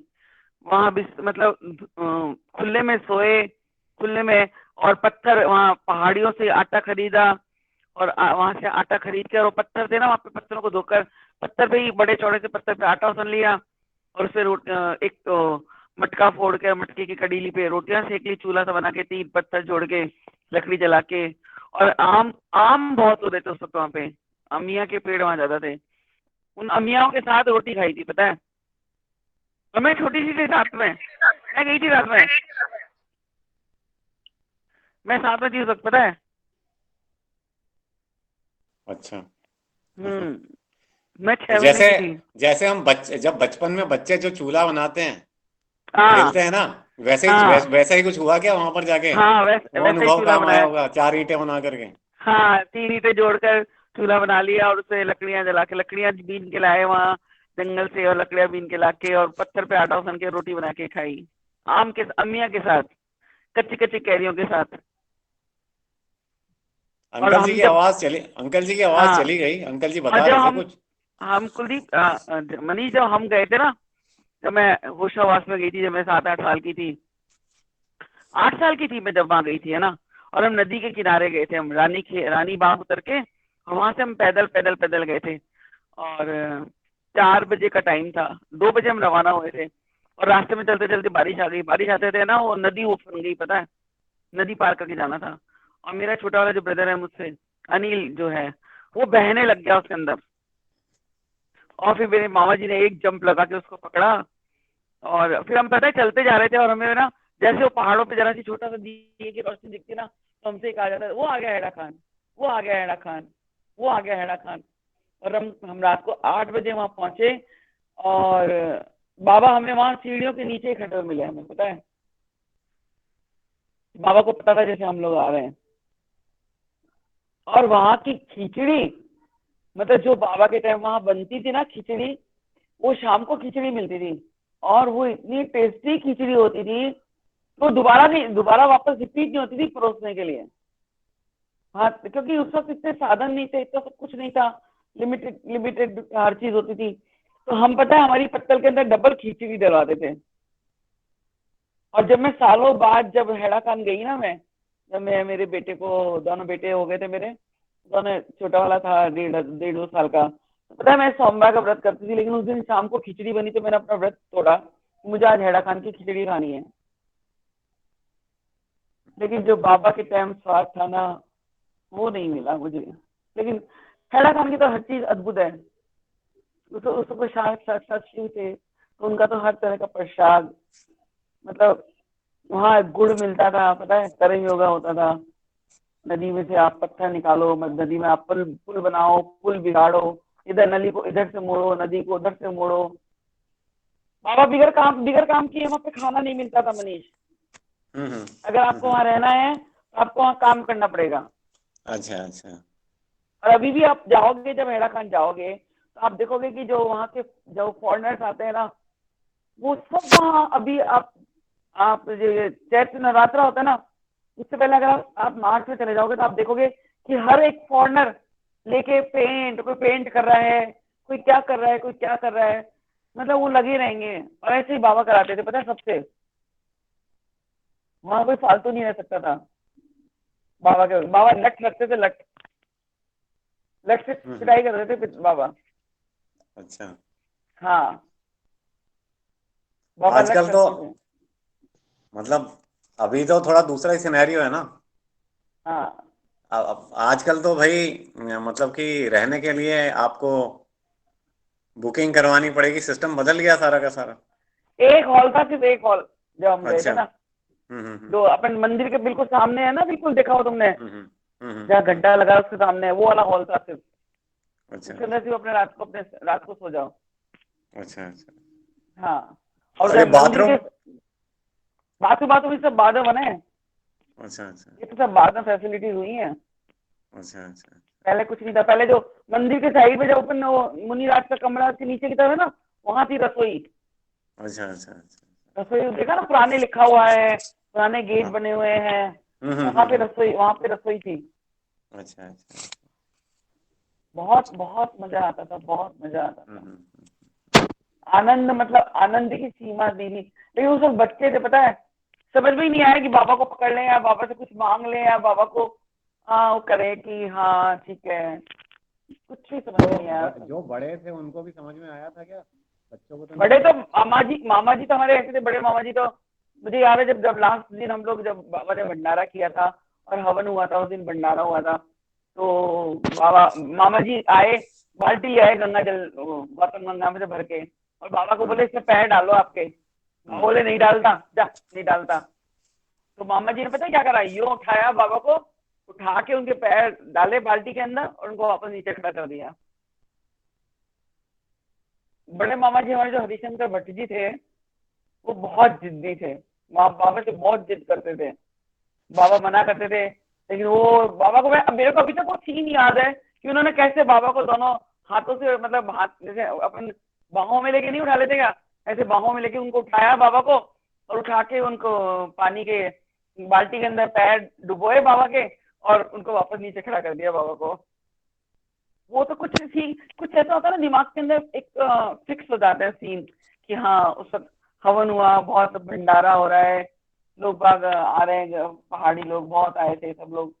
हम लोगों को फिर बाबा ने ट्रक के अंदर भेजा था बैठा के, वहां से हम ट्रक में गए थे। आकाश को दिन वापस आ जाए मेरे, है ललिता? मैंने तो देखे, आ जाएंगे तो हम भी आनंद ले लेंगे, नहीं तो इस जन्म में भी तरसते तरसते चले जाएंगे। मैं कह रही हूँ, हम सुन के इमेजिन कर रहे हैं कि मतलब कितना मजा आ रहा होगा। आपको देख के ना ऐसे लग रहा है आप बोलते जाओ हम सुनते जाए। बाबा पता है, एक दिन मेरे मामा के बेटे में और मेरे ब्रदर में झगड़ा हो गया, तो मैं बाबा दौड़ी बाबा के पास गई। बाबा बाबा बाबा, कैलाश भाई मेरे भाई को मार रहा है। फिर बाबा डंडा लेके गए, फिर दोनों की पिटाई करी बाबा ने। मैं तो फिर बहुत पिटती, इससे बड़ी सुपर पावर तो है नहीं कोई। मैं दौड़ी गई बाबा के पास, बाबा बाबा वो कैलाश भाई मेरे भाई को मार रहा है। फिर बाबा आए, फिर बाबा ने डंडा लेके दोनों की, उससे आलोक की भी पिटाई हुई और कैलाश भाई की भी पिटाई हुई। वो दिन काश कोई लौटा दे, वापस लौटा दे बाबा, वापस लौटा दे। देखो क्या चमत्कार होते हैं। तो कोई और भजन कोई है प्रस्तुत करना चाहता है? राजेंद्र अंकल जी की तो आवाज चली गई, कनेक्शन चला गया, मतलब कनेक्शन चला गया, ये कहने का मतलब है मेरा। चलो मैं सुनाती हूँ भजन। सुनाओ। पिटाई तेज करी थी क्या दीदी? रजत भैया का क्वेश्चन है मेरा भी। अब वो तो बस एक दो बच्चे तो थे, वो भी तो बच्चे ही थे, बच्चों की कोई ज्यादा तेज पिटाई थोड़ी ना करते बाबा। आपको क्योंकि बाबा ने कुछ कर दिया। वो भी प्रसाद था, वो भी प्रसाद था बाबा का। हाँ, और हमको कोमल दंड। हाँ। मैं आज भी बाबा ने उस वक्त कहा जो बांदीकुई से आए हैं वो मुंडन कराए सब। हमें ज्यादा होशियारी आ गई थी, सबने कहते था हम तो जयपुर से हम नहीं करवाते हैं। और पता है मैं क्या सोचती हूँ आज, कि अगर उस वक्त मैंने शायद मुंडन करा लिया होता तो आज जो मैंने इतना सब कुछ लाइफ में तकलीफ पाई वो ना कर पाती मैं। वहां मैं चूक गई, पता है, थोड़ी सी बुद्धि भगवान उस वक्त दे देते, बाबा दे देते। ऐसे हमारे पिताजी को बाबा ने 14 बार मुंडन कराने के लिए बोला था। तो पिताजी जैसे अलवर में आए थे ना, तो मुंडन करा के आए, तो पिताजी क्या वकील थे हमारे, जैसे कोर्ट गए तो सबने कहा अच्छा पंडित जी कब चले गए, हमको पता ही नहीं चला पंडित जी कब चले गए। ठीक है ना, मेरे मामा के साथ हुआ था एकदम फिर मेरे दादाजी, फिर वो दादाजी बोलते थे अरे ये वकील ने तो मेरे को जीता जी मार दिया। अब मैं जा रहा हूँ तो वो कह रहे थे कि आप वापस आ गए, ये कैसे हो गया? अरे राकेश भाई था एकदम मेरे चारों मामा जी का मुंडन करा दिया हेडा खान में। और जैसे वो स्टेशन पे उतरे और सब पूछे बट बाबू कब गए हो, हैं बिट बाबू कब गए हो, बिट बाबू कब गए हो गया उनका। तो हमारे पिताजी ने तो 14 बार मुंडन कराया, तो हर बार आज भी कंफ्यूज हो जाता था। तो दादाजी खूब लड़ते थे, नुका मेरा वकील है ना ये छोरो, ये तो बाबू हो गयो, और ये देखो मेरे को जीते जी मार रहा है, दुनिया यूं शक भरी निगाहों से देख रही है कि मैं जिंदा हूं कि मर गया। अभी रजत मुझे कह रहा था अभी दिसंबर में जाएंगे, हो सकता है हम क्रिसमस के आसपास, तो कह रहा भैया हम बाल दे के आएंगे मुंडन करा करके। मैंने कहा पहले मुझे मैंने कहा कि मेरे को घर में बता लेने थे, कहीं मैं आऊं वहां से सीन ही बदल जाए यहाँ पे। ठीक है ना। और मैंने बोला भी मेरे दोनों, मैंने बेटे बड़े वाले बेटे को बहू को बोला 14-15 बार मुंडन करा दिया होगा, तो बाद में तो आदत ही पड़ गई होगी सबको। वैसे देखो मैं आपको लेकिन जब एक चीज, जब एक्चुअली कराना पड़ा होगा ना। एक मिनट, ये जो मुंडन कराते हैं ना, उससे अपने पाप, विकार, क्रोध, लोकाम, लोभ, मोह, ये सब नष्ट होते हैं। बीमारियां और ऐसे क्या होता था कि पहले जब संत बनते थे ना आश्रम में, तो उनके गुरु बोलते थे भिक्षा लेके आओ। उस भिक्षा लाने का जो लॉजिक होता था ना, उसका अहंकार मन में जो होता था ना, वो नष्ट होना। आज अपन को कोई बोले कि कटोर लेके जाओ और भीख लेके आओ, तो उसमें क्या होता था, 10 घरों में जाओगे तो 2 घर वाले भी नहीं देंगे, 8 तो भजन ही सुनाएंगे, इतना हट्टा कट्टा आदमी है, भीख लेने आ गया। तो उस समय आत्मग्लानि भी होगी कि यार मैं कहाँ पे ये बन गया।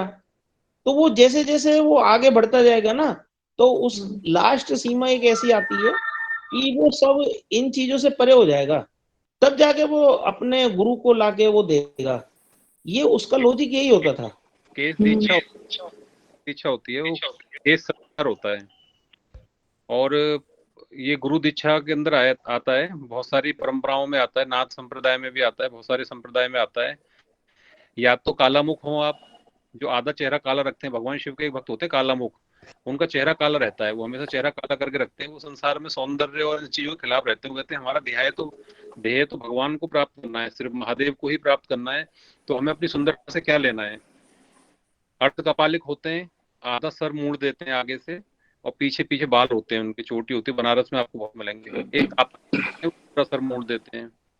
तो जो केस संस्कार होता है, उसके द्वारा एक तरह से वो अपने गुरु के लिए अपना, कहते हैं ना, मुंडन संस्कार होता है। जैसे बच्चा पैदा होता है, एक बार उसको मुंडन किया जाता है, तो एक संस्कार है ये अपने आप में, अपने पापों से और पुराने उसमें कहा जाता है पीछे से विमुक्त हो गए हैं, पीछे से, और गुरु आपके शरण में तो गुरु पूरा तरह से शरण में चले जाते हैं। वो भगवान श्री कृष्ण का भी हुआ था, उपनयन संस्कार हुआ था, केस दीक्षा हुई थी भगवान श्री कृष्ण की। जितने भी हिंदू मिथोलॉजी में जितने भी देवी देवता हैं, सबका केस संस्कार हुआ है। और मनुष्यों में भी हम लोग, अब तो आजकल तो रिचुअल्स चेंज हो गए हैं और आधुनिक हो गए हैं, सब मॉडर्न सिविलाइजेशन में आ गए हम लोग। आधुनिकता में क्या जितनी नहीं रही, पहले तो क्या यहाँ जाकर पहली बार बाल अर्पित किए जाते थे, तो कहीं भी कटिंग करा के बोल देते हैं कुलदेवी के नाम से, इधर उधर छोड़ देते हैं कि भाई चलो ठीक है, हमने कुलदेवी बोल दिया। जिनकी कुलदेवियां हैं बहुत दूर दूर, किसी की हिमाचल प्रदेश में, किसी कांडा में, किसी कहीं पर है। केस संस्कार प्रॉपर होता है। दूसरा केस संस्कार होता है गुरु के पास जाने के बाद में, चाहे लेडी हो, चाहे जेंट्स हो, चाहे कोई भी हो, दोनों के लिए है। उनको एक बार केस अर्पण करना होता है। बाबा जी के आश्रम में जितनी महिलाएं आती थी, बाबा जी हमेशा उनका केस दीक्षा कराया करते थे, और बाबा जी के साथ हमेशा गुरा जी रहती है, हमेशा उनके फोटो देखिएगा। वो केस हमें बहुत छोटे रखते थे। केस के पीछे कारण ये भी है, सौंदर्य से बहुत जोड़ा जाता है इसे, तो बहुत सारा टाइम हमारा कंसंट्रेशन केसों को सजाने में और संवारने में निकल जाता है। और जो भगवान पूरी तरह कनेक्ट हो जाते हैं या गुरु दीक्षा लेते हैं आश्रम में, उनको चोटी रखने का विधान दिया जाता है कि आप वैष्णव हैं तो चोटी रख लेंगे, या शैव हैं तो आप त्रिपुंड धारण करिए और सिर को मुड़वा दीजिए। ये है। बाबा जी मेरे सपने में आए थे, तो उसके बाद मैंने बाबा जी का फोटो देखा, और एक फोटो देखा था जिसमें बाबा जी का सर पे बाल नहीं है, बहुत दिव्य आवाज निकलती है उस फोटो से। तो मुझे पता नहीं कि प्रेरणा आई, और मैंने अपना मुंडन खुद कर दिया, और मैंने खुद रेजर से कर दिया। रेजर से शेविंग बनाते हैं, रेजर पूरा सर मोड़ दिया, पूरा चिकना हो गया। मैं अपना फोटो आज आपको भेज दूंगा, देख लीजिए। पूरा सर मोड़ दिया। तो घर वाले कह रहे थे ये क्या किया उन्होंने, और मुझे भी खुद नहीं समझ में आ रहा था क्या हो रहा है। लेकिन पता नहीं क्या मुझे ऐसा लग रहा था कि बाबा जी की तरह ऐसा वो वाला फोटो ऐसा करना है मुझे। बाबा जी की कोई कृपा थी या कुछ था, वो मुंडन उन्होंने करा लिया मुझसे, कि संस्कार करा लिया खुद से। तो ये गुरु के विभिन्न प्रकार के तत्व हैं। मैं भी करवा के आई थी मुंडन गौतम गंगा में। बहुत अच्छा किया। गौतम जो गंगा में चौथे बार मुंडन का उनको बोला था आपके पापा जी को, तो उसके पीछे लॉजिक यही था कि कोई ना कोई उनको कोई ऐसा दोस्त चला आ रहा था पीछे कई जनों से, जिसको बाबा जी ने हटवा दिया, क्योंकि गुरु किसी ना किसी माध्यम से गुरु किसी ना किसी माध्यम से 6 साल पहले करवा के आई हूँ। छोटी चीज बता देंगे गुरु। अगर आपको ये भी बोल दें कि आपको गुड़ खाना है, तो मान लीजिए वो गुड़ खाने के बोल रहे हैं, तो जो आपके पेट में कोई ऐसी बीमारी होगी जो गुड़ खाने से सही हो जाएगी। गुड़ मिलता था वहाँ पे जब बाबा कर्म योग करवाते थे ना, काम करवाते थे, उसके बाद सबको गुड़ मिलता था। गुड़ छोटी सी कहानी बता रहा हूँ यहाँ पर। बाबा नीम करोड़ी महाराज अपने दोस्तों के साथ में, वो सॉरी दोस्त नहीं थे, बाबा के तो शिष्य होते थे, भक्त थे, अपने भक्तों के साथ आ रहे थे, साधु दोस्त होंगे उनके। तो जब वो पहाड़ से उतर के आ रहे थे, तो वहां पर जैसे वो आश्रम पहुंचे थे कैंची धाम में, तो बहुत एक कहते हैं कि एक व्यक्ति है और बोला, बाबा मैं आप शरण में, मेरा भाई बहुत बीमार है और वो बचेगा नहीं, और उसकी बहुत तबीयत खराब होगी, आप उसको बचा दीजिए। सब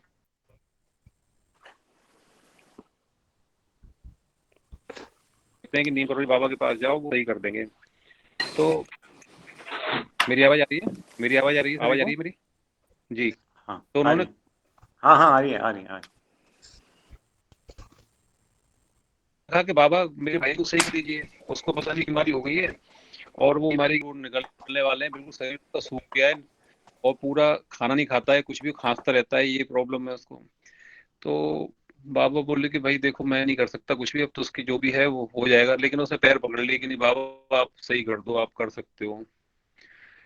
तो बाबा बोले ठीक है। वो भीड़ में बाबा के पीछे पीछे चल दिए, बाबा चलते जा रहे थे, तो आगे एक कुम्हार गधा लेके जा रहा था, बहुत सारे गधे लेकर जा रहा था। तो उसको कुम्हार को रोका, बोले रुक भाई, तो वो रुक गया। तो नीम करोड़ी महाराज कहते हैं कि भाई एक काम करना, तू अपनी गधी का दूध इसको लगातार देना 20 दिन के लिए, और 20 दिन तक इसको पर डे 1 गिलास दूध दे दिया करना अपनी गधी का। तो उसने कहा कि ठीक है, उसके बच्चे पीते हैं पर मैं थोड़ा सा इसके लिए कंज्यूम करके दे दूंगा। उन्होंने कहा ठीक है, आप 1 गिलास दूध इसको पर डे, और उससे कहा कि देखो तुम अपने भाई को मत बताना कि उससे तुम क्या पिला रहे हो, उसको कहना कि मैं एक दवा लेकर आया हूँ जंगल से या पेड़ से, जो भी है, पेड़ का दूध बताना, कुछ भी बताना, लेकिन उसको ये मत बताना गाय का दूध नहीं तो पिएगा नहीं। उसको बहुत फाइनल स्टेज की टीबी थी और खत्म हो चुके थे उसके लंग्स, लेकिन नीम करोड़ी महाराजों को उसकी औषधि पता थी, तो उन्होंने उसको सही कर दिया। तो भगवान शिव है, जैसे उनको सब कुछ ज्ञान है, ऐसे हमारे बाबा है हेड़ा खान बाबा, उनको सब चीजों का ज्ञान रहता था, उनको सारी औषधियों का ज्ञान था। भगवान शिव को सारी औषधियों का ज्ञान है पूर्ण, क्योंकि सबसे पहले शल्य चिकित्सक भगवान शिव हैं। गणेश जी का शीश काट के प्रत्यारोपित, आज तक पूरे विश्व में कोई भी डॉक्टर, कोई भी शल्य चिकित्सक अंग प्रत्यारोपित कर लेते हैं। अब हार्ट ट्रांसप्लांट भी होने लगे हैं, बहुत सारी चीजें लगी, लेकिन गर्दन को आज तक काट के कोई नहीं जोड़ पाया। अभी हमारा साइंस इतना एडवांस नहीं हुआ है कि शीश एक दूसरे का आदमी दूसरे सर पर रख के उसकी बॉडी से कनेक्ट कर दें। और उन्होंने तो एक जीव का शीश, जिसका डीएनए बिल्कुल डिफरेंट था, यानी हाथी का डीएनए और एक इंसान का डीएनए कभी मैच ही नहीं कर सकते। हाथी का डीएनए और इंसान का डीएनए बहुत अपोजिट जाएंगे, लेकिन भगवान शिव ने उसको भी कनेक्ट करके और उनको जोड़ दिया। तो आप देखते हैं छोटी सी भी अगर उंगली में सर्जरी कराते हैं हम लोग, उंगली भी कट जाती है तो ब्लड लेना पड़ता है, उसी ब्लड ग्रुप का चढ़ाना पड़ता है। तो भगवान शिव ने वो चिकित्सा उस समय करी होगी किसी भी टेक्नोलॉजी से, तो क्या उनको ब्लड की नीड नहीं पड़ी होगी? तो हाथी का चढ़ा होगा गणेश जी के कि इंसान का चढ़ा होगा, मेरी समझ में नहीं आ रहा है। उस समय उन्होंने ब्लड कौन सा यूज किया होगा, कौन सा उन्होंने किस तरह से, कौन से उनके पास टूल्स रहे होंगे, किस तरह से उन्होंने कनेक्ट किया होगा दोनों गर्दनों को। वो हाथी भी भगवान शिव के वो थे बहुत बड़े भक्त, और उन्होंने हजारों वर्षों तक तपस्या की थी। तो भगवान शिव ने कहा था कि वो गजासुर नाम से था, कुछ ऐसे कुछ था, वो बहुत ज्यादा उसने कहा कि मुझे भगवान सबसे ज्यादा ज्ञान चाहिए। तो भगवान ने कहा ठीक है मैं प्रसन्न हूँ, तुम्हें सबसे ज्यादा ज्ञान प्रदान करूंगा, पृथ्वी में तुम सबसे ज्यादा ज्ञानी होगे। दूसरा उन्होंने वरदान मांगा कि मैं आपका पुत्र हो जाऊं। तो भगवान शिव ने कहा कि भाई ये तो बहुत बड़ी बात कही तुमने। बोले तुम पूर्ण रूप से मेरे पुत्र नहीं हो सकते, लेकिन तुम्हारे जो ज्ञान होगा वो मेरे पुत्र रूप में अवतरित होगा। तो भगवान गणेश के वो प्रत्यारोपित किया था भगवान शिव ने शीश। तो भगवान शिव कितना टेक्नोलॉजिकली। और दूसरा एक ऑपरेशन और किया था भगवान शिव ने, वो ऑपरेशन किया था अपने ससुर का दक्ष प्रजापति का। उन्होंने जब उनका जब शीश काट दिया था, भगवान शिव के जटाओं से जो निकले थे वीरभद्र उन्होंने और महाकाली ने, तो उन्होंने बकरे का सर उनके सर पर ट्रांसफर बकरे का सर लगाया था। तो बकरे का सर किसी इंसान के सर के साथ में उसका भी डीएनए बिल्कुल डिफरेंट जाता है, उनके भी फिजिकल पार्ट बिल्कुल डिफरेंट होते हैं, लेकिन भगवान ने वो भी चिकित्सा कर दी। तो भगवान तो अनंत चिकित्साओं के जानने वाले हैं। हम लोग कहते हैं कि हमारे जैसे कोई प्रॉब्लम थी घर में वो सही कर दी बाबा जी ने, उसकी ये बीमारी सही कर दी, उसकी ये बीमारी सही कर दी।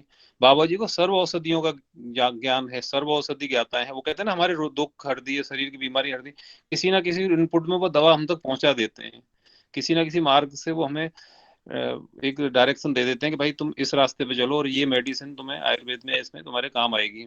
इवन मेरे एक फ्रेंड को बाबा ने सपने में जाके 3 दवाइयां बताई, उसकी तबीयत खराब होने पर बाबा ने सपने में जाके 3 औषधियों का नाम बताया कि ये औषधियां लो, तुम ठीक हो जाओगे। अब वो पेड़ उन्होंने बताए थे उसको उंगली से कि ये पेड़ ये औषधि लेनी है। यश भाई, इसकी जी मेरे को एक बात बताई थी राजेंद्र अंकल ने, ये जो चैप्टर चल रहा है ना पूरा किस्सा उसका, तो राजेंद्र अंकल सुन रहे हैं? राजेंद्र अंकल हाँ हैं, वो आ गए ऑनलाइन हो गए। एक बार बोलो उनको।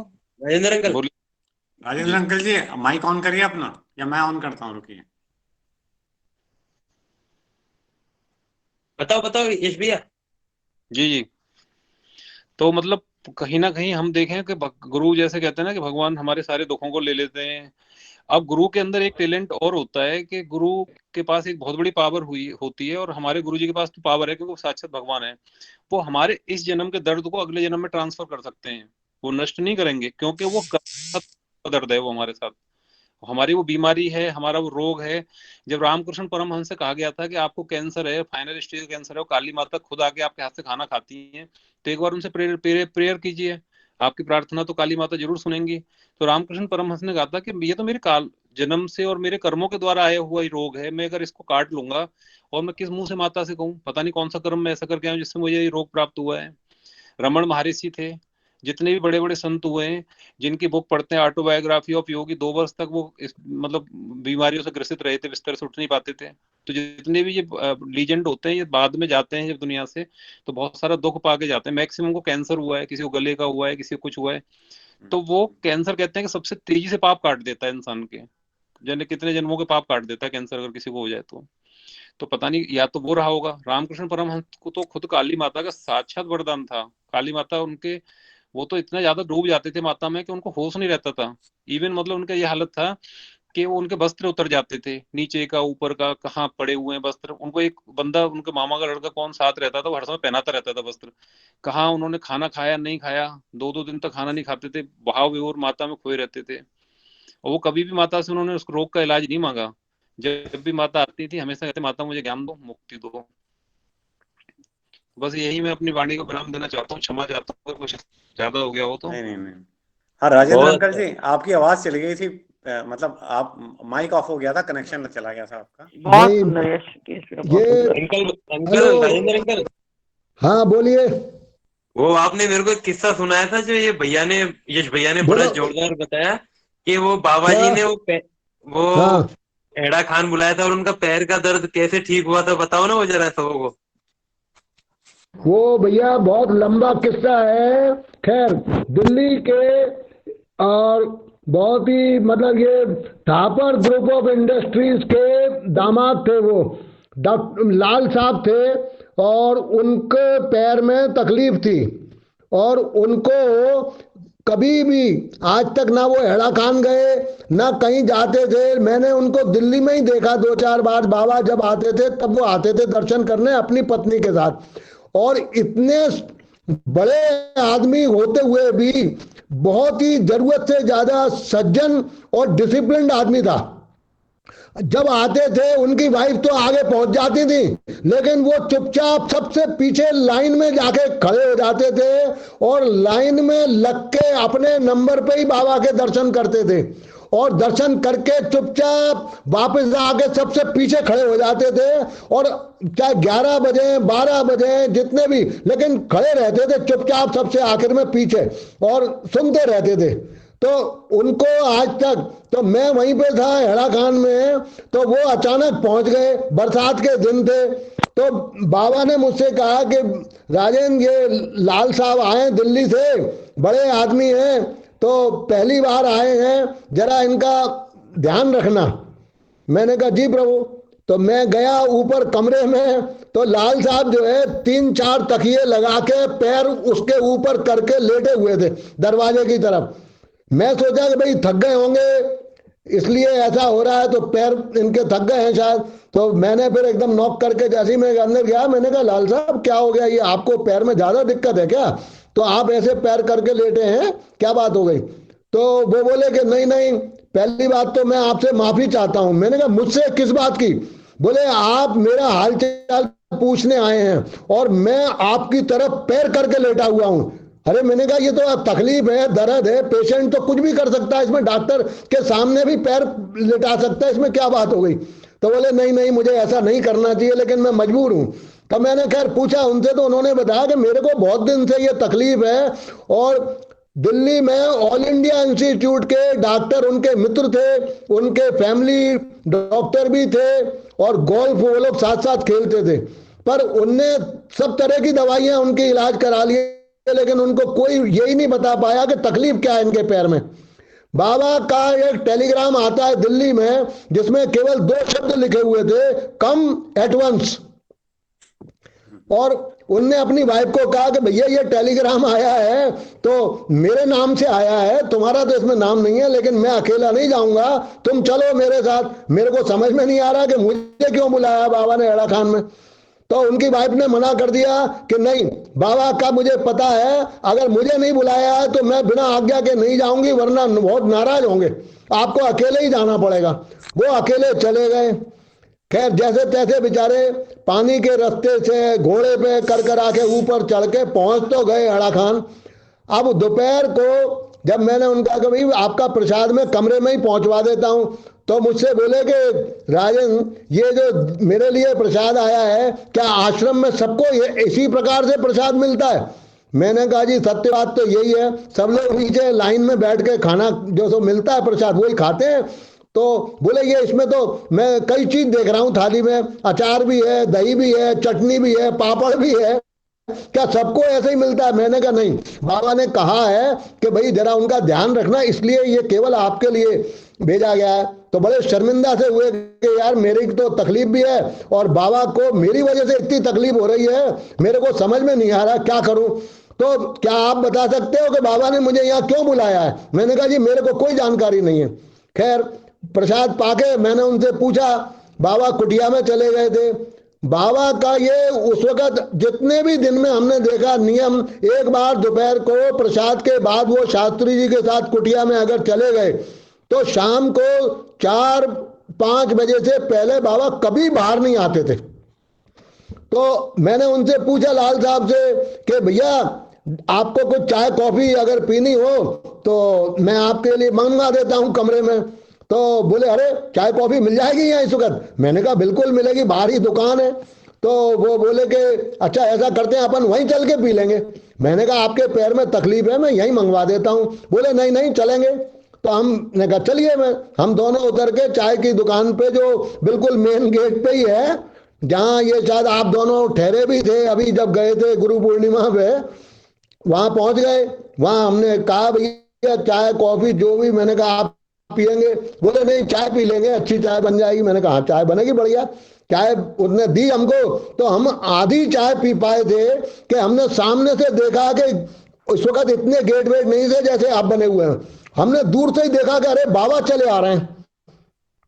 मेरे लिए बड़ी चौंकने वाली बात थी क्योंकि बाबा आज तक कभी दोपहर को बाहर आते ही नहीं थे, लेकिन हमने देखा बाबा आ रहे थे और शास्त्री जी के साथ थे।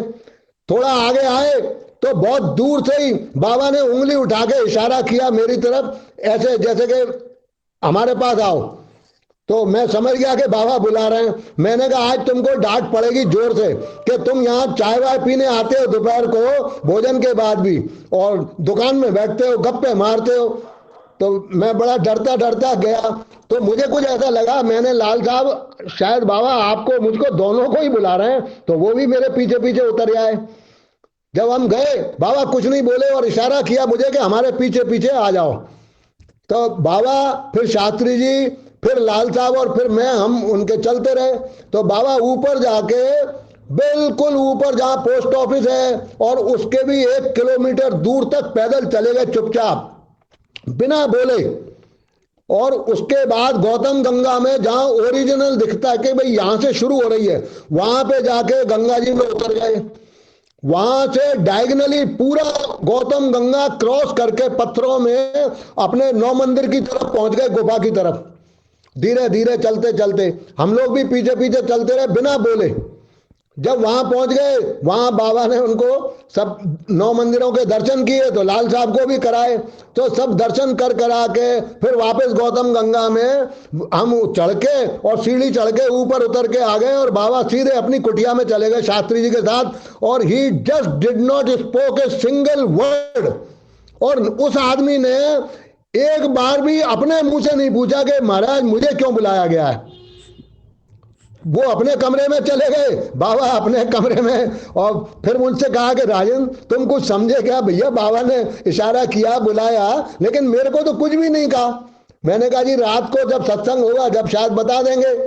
तो रात को सत्संग हुआ, आरती के बाद बाबा पधारे, तो फिर बाबा ने उनसे बातचीत की जैसे भी, लेकिन ये नहीं पूछा उनने भी, भाई ने, कि मेरे को क्या आज्ञा है प्रभु, मेरे को क्यों बुलाया है। दूसरे रात को वो कहने लगे कि मुझे तो कल जाना है और विदेश से बहुत सारे लोग आ रहे हैं, मेरी मीटिंग है, और 3-4 महीने बाद ये मीटिंग तय हुई है। तो उन्होंने बोले कि मैं भी वहीं था, वो मुझसे बोले कि इनसे कहो कि कल सावन का महीना है, सोमवार है, इससे ज्यादा अच्छा दिन यहां पर और क्या मिलेगा इन्हें जीवन में, कि भगवान शिव के स्थान पर, साक्षात भगवान शिव के, और सावन के महीने में सोमवार के दिन इनको यहां रहने का मौका मिल रहा है और ये जाना चाहते हैं। तो मैंने उनको बताया जी। बोले यार मेरी तो मजबूरी है। तो मैंने कहा फिर देख लो आप, अगर साधन बन जाए सुबह तो ठीक है, फिर आप जानो। तो बाबा कुछ नहीं बोले कि तुम जाओ या मत जाओ।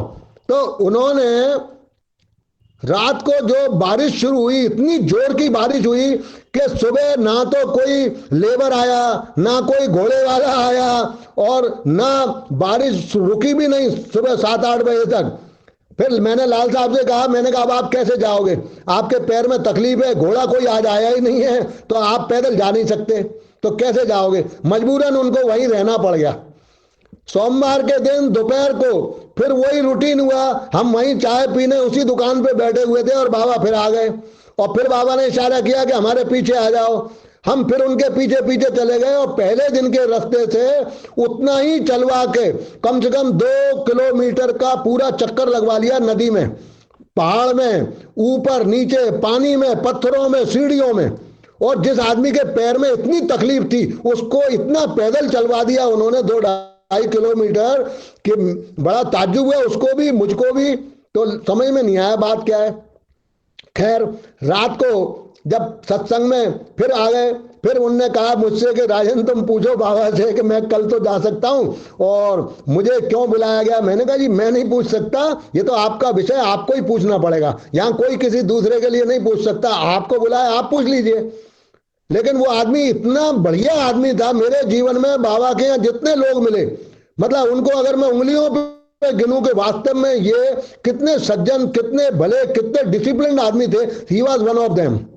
उसने कुछ भी नहीं पूछा एक बार भी कि मुझे क्यों बुलाया। और अगले दिन सुबह बहुत अच्छी धूप निकली, 4-4 घोड़े वाले आ गए, लेबर आ गई, और बड़े आराम से वो लोग उनको, लाल साहब को बिठा के, और डैम साइड पे जहां उनकी कार खड़ी थी वहां तक ले गए और उनको छोड़ दिया, और उनका ड्राइवर लेके उनको दिल्ली वापस चला गया। लेकिन उस बंदे ने ये नहीं पूछा कि मुझे क्यों बुलाया। खैर मैं 5-7 दिन बाद बाबा ने मुझे भी कहा राजन तुमको बहुत दिन हो गए, तुम भी अब घर जाओ। मैं चला आया तो मेरे से कुछ काम बताया कि तुम दिल्ली होके जाओगे तो दिल्ली होके चले जाना। मैंने कहा जी प्रभु। जैसे ही मैं पहुंचा अपने ऑफिस में जहां मेरा फोटोग्राफी का काम होता था राजेंद्र प्लेस में, वहां पे मिसेस लाल का फोन आया। उन्होंने मेरे दोस्त से पूछा कह रहे भाई राजेंद्र आने वाला है क्या, या राजेंद्र कब आएंगे, हैड़ा खान से या आ गया क्या, ग्वालियर चला गया, क्या हुआ। तो उन्होंने कहा नहीं जी वो तो आज सुबह ही आए और यहीं पे बैठे हैं। तो बोले मेरी बात कराओ। तो उनने मुझसे फिर पूछा कि राजेंद्र ये मेरे हस्बैंड पूछ रहे थे कि उनके लौटने के बाद भी बाबा ने तुमको कुछ कहा कि इनको क्यों बुलाया। मैंने कहा जी मेरे से तो कुछ नहीं कहा। खैर शाम को उनके मतलब मेरा वापस लौटने का ऑफिस से टाइम हुआ कोई 5 साढ़े 5 बजे। उनके हस्बैंड कुछ जल्दी घर आ गए और जैसे ही वो मुझसे बात कर रही थी, उनने कहा क्या बात है, किससे बात हो रही है? उनने कहा वो राजेंद्र से बात कर रही थी, वो आ गया हेड़ा खान से। तो बोले अरे अरे मेरी बात कराओ। मेरे से बोले कि राजेंद्र आप मेरे को एक फेवर कर दो। मैंने कहा जी बताइए। बोले आप जैसे भी हो इसी वक्त मेरे घर पे आ जाओ। मैंने कहा जी मैं तो शाम को नहीं आ सकता, क्योंकि मुझे अपने घर जाना होता है और मेरी माँ ने कहा हुआ है कि अंधेरा होने के बाद अगर घर में घुसोगे दिल्ली में तो फिर कहीं और ही रात बिताना, घर में मत घुसने देना। तो मैं I am not allowed after sunset, तो मुझे तो घर जाना है जल्दी, आज तो नहीं आ पाऊंगा। बोले आप ऐसा करो सीधा ऑटो या टैक्सी लो और मेरे घर आ जाओ, और वहां से मेरी जिम्मेदारी है, मैं आपको आपके घर छोड़ के आऊंगा और आपकी माताजी से हाथ जोड़ के क्षमा मांग लूंगा कि आज ये मेरी वजह से लेट हुए हैं।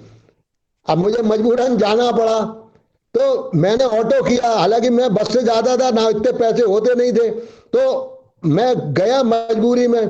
उसने अपने गेट पे दरबान को कह रखा था कि एक ऑटो में लड़का आएगा कम उम्र का, जैसे ही वो आए तो जैसे ही उसको तुम अंदर ले आना मेरे पास, और ऑटो वाले को उसके सामने मत देना, पीछे से पेमेंट कर देना और उसको कहना जाओ।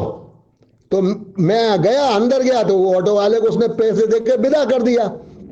मैं आया, बातचीत हुई, मेरे से उनने वही सवाल किया कि राजन तुमको कुछ बाबा ने कहा मेरे बारे में, लौटने के बाद भी कुछ बताया कि क्या हुआ था, क्यों बुलाया था मुझे? मैंने कहा जी मेरे से कुछ नहीं कहा। बोले यार बड़ी अजीब बात है। खैर मैं तुमको एक बात बताता हूं। मैंने कहा बताइए। तो बोले जिस दिन मैं लौट के दिल्ली आया हूं, मैं वहां 2 दिन जो 2.5-3 किलोमीटर दोपहर को रोज चला और लौट के मैं घर आया, मुझे खुद कुछ नहीं मालूम कि मेरे अपने आप ऑटोमेटिक वो दर्द कहाँ गायब हुआ, मुझे कुछ समझ में ही नहीं आ रहा, और उसके बाद से आज तक वो दर्द नहीं हुआ। और मैं अपने जब डॉक्टर के पास गया, हम गोल्फ खेलने पहुंच गए शाम को, तो वो बोला कह रहे तुम तो अपने वहां गए थे गुरु के यहाँ मेरे मना करने के बावजूद भी, तो क्या हुआ? उसने कहा यार मैं तो बिल्कुल ठीक हूं, मेरे कोई तकलीफ नहीं, चलो अपन गोल्फ खेलते। तो उसने कहा नहीं नहीं तुमको बताना पड़ेगा कि कुछ ना कुछ तो तुम्हारे गुरु ने तुमको कोई दवा दी है, कोई जड़ी बूटी दी है, कोई भस्म भभूति खिलाई है, कुछ तो करा होगा कि यार हम 3 महीने से कुछ नहीं समझ पाए और उन्होंने एक दिन में ठीक भी कर दिया तुमको। तो बोले अब मुझे नहीं मालूम, जो मैं कह रहा हूं वो सच कह रहा हूं, ना मुझसे कुछ वो बोले। मैंने कहा जी तो बोले आप बता सकते हो राजन कि क्या वजह रही होगी? मैंने कहा जी जो मुझे समझ में आ रहा है केवल भगवान की कृपा है, वो आपका वहां बैठे ये जान रहे थे कि इसको तकलीफ है और आप वास्तव में सच्चे भक्त हो। बिना आपके कहे उन्होंने आपको हेड़ा खान के दर्शन कराए। सावन के महीने में सोमवार को भगवान शिव के स्थान पर आपको रहने का, दर्शन करने का, जल चढ़ाने का सब कुछ मौका मिला, और उसके बाद आप आ गए, आपका पैर ठीक हुआ। अब अगर साइंटिफिक दृष्टि से आप इस बात को सोचें तो जो एक्यूपंक्चर थेरेपी होती है, अगर हम उसको फॉलो करते हैं तो जो पैदल बाबा ने उनको पहाड़ों में चलवाया, जमीन में चलवाया, कंकड़ पत्थरों की रास्ते पे पैदल चलवाया नंगे पैर, फिर नदी में उतर गए, ऊंचे नीचे पत्थरों में पानी में चलाते चलाते 9 मंदिर तक ले गए, और फिर 9 मंदिर के दर्शन करके पूरी नदी पार, गंगा जी पार करा के दोबारा वापस आए और वो 120 सीढ़ियां ऊपर चढ़वा दी 2 दिन। तो मैंने कहा ये इतना बढ़िया एक्यूपंक्चर आपका हो गया कि 2 दिन में वो आपका दर्द जो है, वो नस कोई दबी होगी अपने आप ठीक हो गई। उस एक्यूपंक्चर थेरेपी मान लो, चाहे उसको बाबा की कृपा मान लो, लेकिन निश्चित आप जैसा आदमी मैंने भी जीवन में नहीं देखा जिसने एक बार भी ये नहीं पूछा कि मुझे इतनी दूर बुलाया है तो महाराज मेरे लिए क्या आ गया है, और उसका उद्धार हो गया, जो भी ठीक होना था। और रात को उनके ड्राइवर वगैरह सब चले जाते थे, कंपनी के होते थे, बहुत बड़े आदमी थे, थापर ग्रुप के, मतलब he was one of the directors, लेकिन मुझको बोले कि नहीं मैंने आपसे प्रॉमिस किया है, मैं आपको आपके घर छोड़ के आऊंगा रात को। और दोनों हस्बैंड वाइफ बोले नहीं हमको यार उधर कहीं जाना भी है तो हम चले जाएंगे तुमको छोड़ के। मेरे घर पे रात को मुझे छोड़ के गए और बोले चलो मैं चलता हूँ आपकी मदर के पास। मैंने कहा नहीं नहीं इतनी बात नहीं है, I was also an educated man, तो मैं उनको बता दूंगा कि भैया वो जानते हैं नाम से तो मैंने कहा ऐसी ऐसी बात हुई, उन्होंने रोक लिया था, तब उनके बताया। तो बाबा की कृपाएं हैं, ये कोई ऐसा नहीं है कि बाबा दवाई जानते हैं। अरे भगवान दवाई ववाई क्या मतलब रखती है, जिंदे को मतलब मुर्दा और मुर्दे को जिंदा कर सकता है भगवान। तो बाबा के लिए सब सुलभ है, भगवान है वो हमारे, और साक्षात everything is possible for him. हमारा मन में विश्वास होना चाहिए कि हाँ ये हमारे भगवान हैं, तब हमको उनसे सब कुछ मिल सकता है। और जो मैं अधूरी बात छोड़ गया था पहले, मेरा नेटवर्क नहीं था, तो बाबा ने उन मूर्तियों को पीपल के पेड़ के नीचे साफ कर रहे थे, और उस पे वो गेरू रखा हुआ था घुला हुआ, और उसमें एक ब्रश रखा था, उस पे वो धीरे धीरे मूर्ति पे गेरू लगा रहे थे। मैंने सोचा कि अरे बाबा लगा रहे हैं तो हम हमारे होते हुए थे तो बड़ी गलत बात है। मैंने कहा बाबा महाराज रहने दीजिए, मैं लगा देता हूं, आप क्यों मतलब क्यों लगा रहे हैं, मैं लगा देता हूं। तो मुझसे एकदम बोले नहीं नहीं तुम कैसे लगा सकते हो, ये देवता लोग हैं, तो हम ही को लगाना पड़ेगा इन पे गेरू। मैं चुप हो गया। उम्र बहुत छोटी थी, बुद्धि उतनी विकसित नहीं थी, मतलब ये समझ में नहीं आया। मैंने कहा ये तो पत्थर की अलग अलग किस्म की कुछ मूर्तियां दिख रही हैं, लेकिन अब बाबा कह रहे हैं कि ये देवता लोग हैं तो हैं। तो उनने भी मन का भाव समझ लिया। तो एक मूर्ति में जैसे ही गेरू लगा के फिर बोले अच्छा अच्छा लो अब तुम लगा दो बाकियों पे। तो वहीं बैठे रहे बाकी मूर्तियों पे, फिर मैंने वो गेरू लगाया। फिर बोले जाओ ये डब्बा रख के आओ वहां पे और हाथ धो के फिर आ जाना। तो भगवान ही थे, भगवान ही हैं। और वहां पे नीचे उतर के एक पेड़ था जिसके पत्ते बहुत बड़े बड़े होते थे, कोई बर्तन नहीं था, कोई खाने का सामान नहीं था, और 15-20 आदमियों के लिए उसी वक्त दाल और चावल एक दुकान से मंगवाते थे। और एक भगोनी थी, पतीला कह लो, उस पे लकड़ी पत्थर लगा के लकड़ियां बीन के भी हम ही लोग लाते थे, मतलब सारे मिलके, और चूल्हा बनता था और अग्नि सुलगा के उस खिचड़ी बनती थी केवल उस पतीले में, दूसरा बर्तन था ही नहीं कोई, तो और कोई चीज बनी नहीं सकती थी, रोटी का सवाल ही नहीं था। और मैंने जीवन में कभी भी उस वक्त तक चावल और खिचड़ी को बिल्कुल भी पसंद नहीं किया, और मुझे लगा कि अच्छे फंस गए तुम, तो खिचड़ी खाने को मिलेगी यहाँ तो अब जितने भी दिन रहोगे। लेकिन ईश्वर की कृपा है कि कभी जरा सी भी दिक्कत नहीं हुई। और दोपहर को जैसे ही बारिश बंद होती थी 1 घंटा 2 घंटे में, तो उतनी देर में वो खिचड़ी बनती थी। पत्ते तोड़ के लाते थे बड़े बड़े, गंगा जी में धो के, और सबको एक एक पत्ता बढ़ जाता था, उस पत्ते पे वो एक एक चम्मच खिचड़ी सबको बढ़ जाती थी, और उससे सबका पेट भर जाता था। 24 घंटे बाद और शाम तक कुछ भी जरूरत नहीं होती थी, रात को खाना मिलता ही नहीं था, कोई साधन ही नहीं था। और इस तरह से शुरू में 10-15 दिन जो वहां गुजारे, तो हमको तो मुझे लगता है बाबा ने सब लोगों पे ऐसी कृपा करी है कि जिसे कहते हैं ना ऋषि मुनियों ने या कोई समय में युग में किसी में तपस्या कराई होगी लोगों से हजारों वर्ष की, तो हम लोगों को तो ये कलयुग में साधारण सी तपस्या से कि चलो एक टाइम खाना मिल गया, और भूख प्यास पे उन्होंने हमारी पे कंट्रोल कर दिया, और उसमें ही आनंदित रहे। रात भर बारिश होती थी, रात भर, और पीठ पे पानी के छींटे पड़ते रहते थे सबके, लेकिन किसी को कोई तकलीफ नहीं हुई इतने दिन में भी। सारे लोग उस मंदिर की परिक्रमा में सो जाते थे, और सुबह जैसे ही मौका मिला अपना निमट के अपना तैयार होके स्नान करके आ गए, और फिर दिन भर ऐसे ही रूटीन चलता था। तो ये पहली बार का, और कोई रास्ता नहीं था कहीं भी नीचे उतरने का गंगा जी पे, पगडंडी पे पत्थरों पे धीरे धीरे एक दूसरे का हाथ पकड़ के उतरना पड़ता था। तो ये वाकई भगवान का स्थान, और भगवान ने एक जगह स्वयं स्पष्ट किया है, और एक जगह नहीं कई जगह स्पष्ट किया है कि मैं खुद साक्षात शिव शंभु हूं। अगर तुम मानते हो, तुम्हारा मन पक्का है, तो मैं शिव हूं, शिव हूं, शिव हूं। और कई जगह उन्होंने वो बता दिया अपने तरीके से सब लोगों को, एक कहीं ना कहीं किसी न किसी रूप में, कि ही इज लॉर्ड शिवा। तो आज आप सब लोगों से बस इतनी सी प्रार्थना है कि भैया सब लोगों को भगवान ने कृपा करी है, दर्शन दिए हैं, तो आपके मन में ये विश्वास कभी भी खत्म मत होने देना कि बाबा हमारे साक्षात शिव शंभु हैं, थे और हमेशा रहेंगे।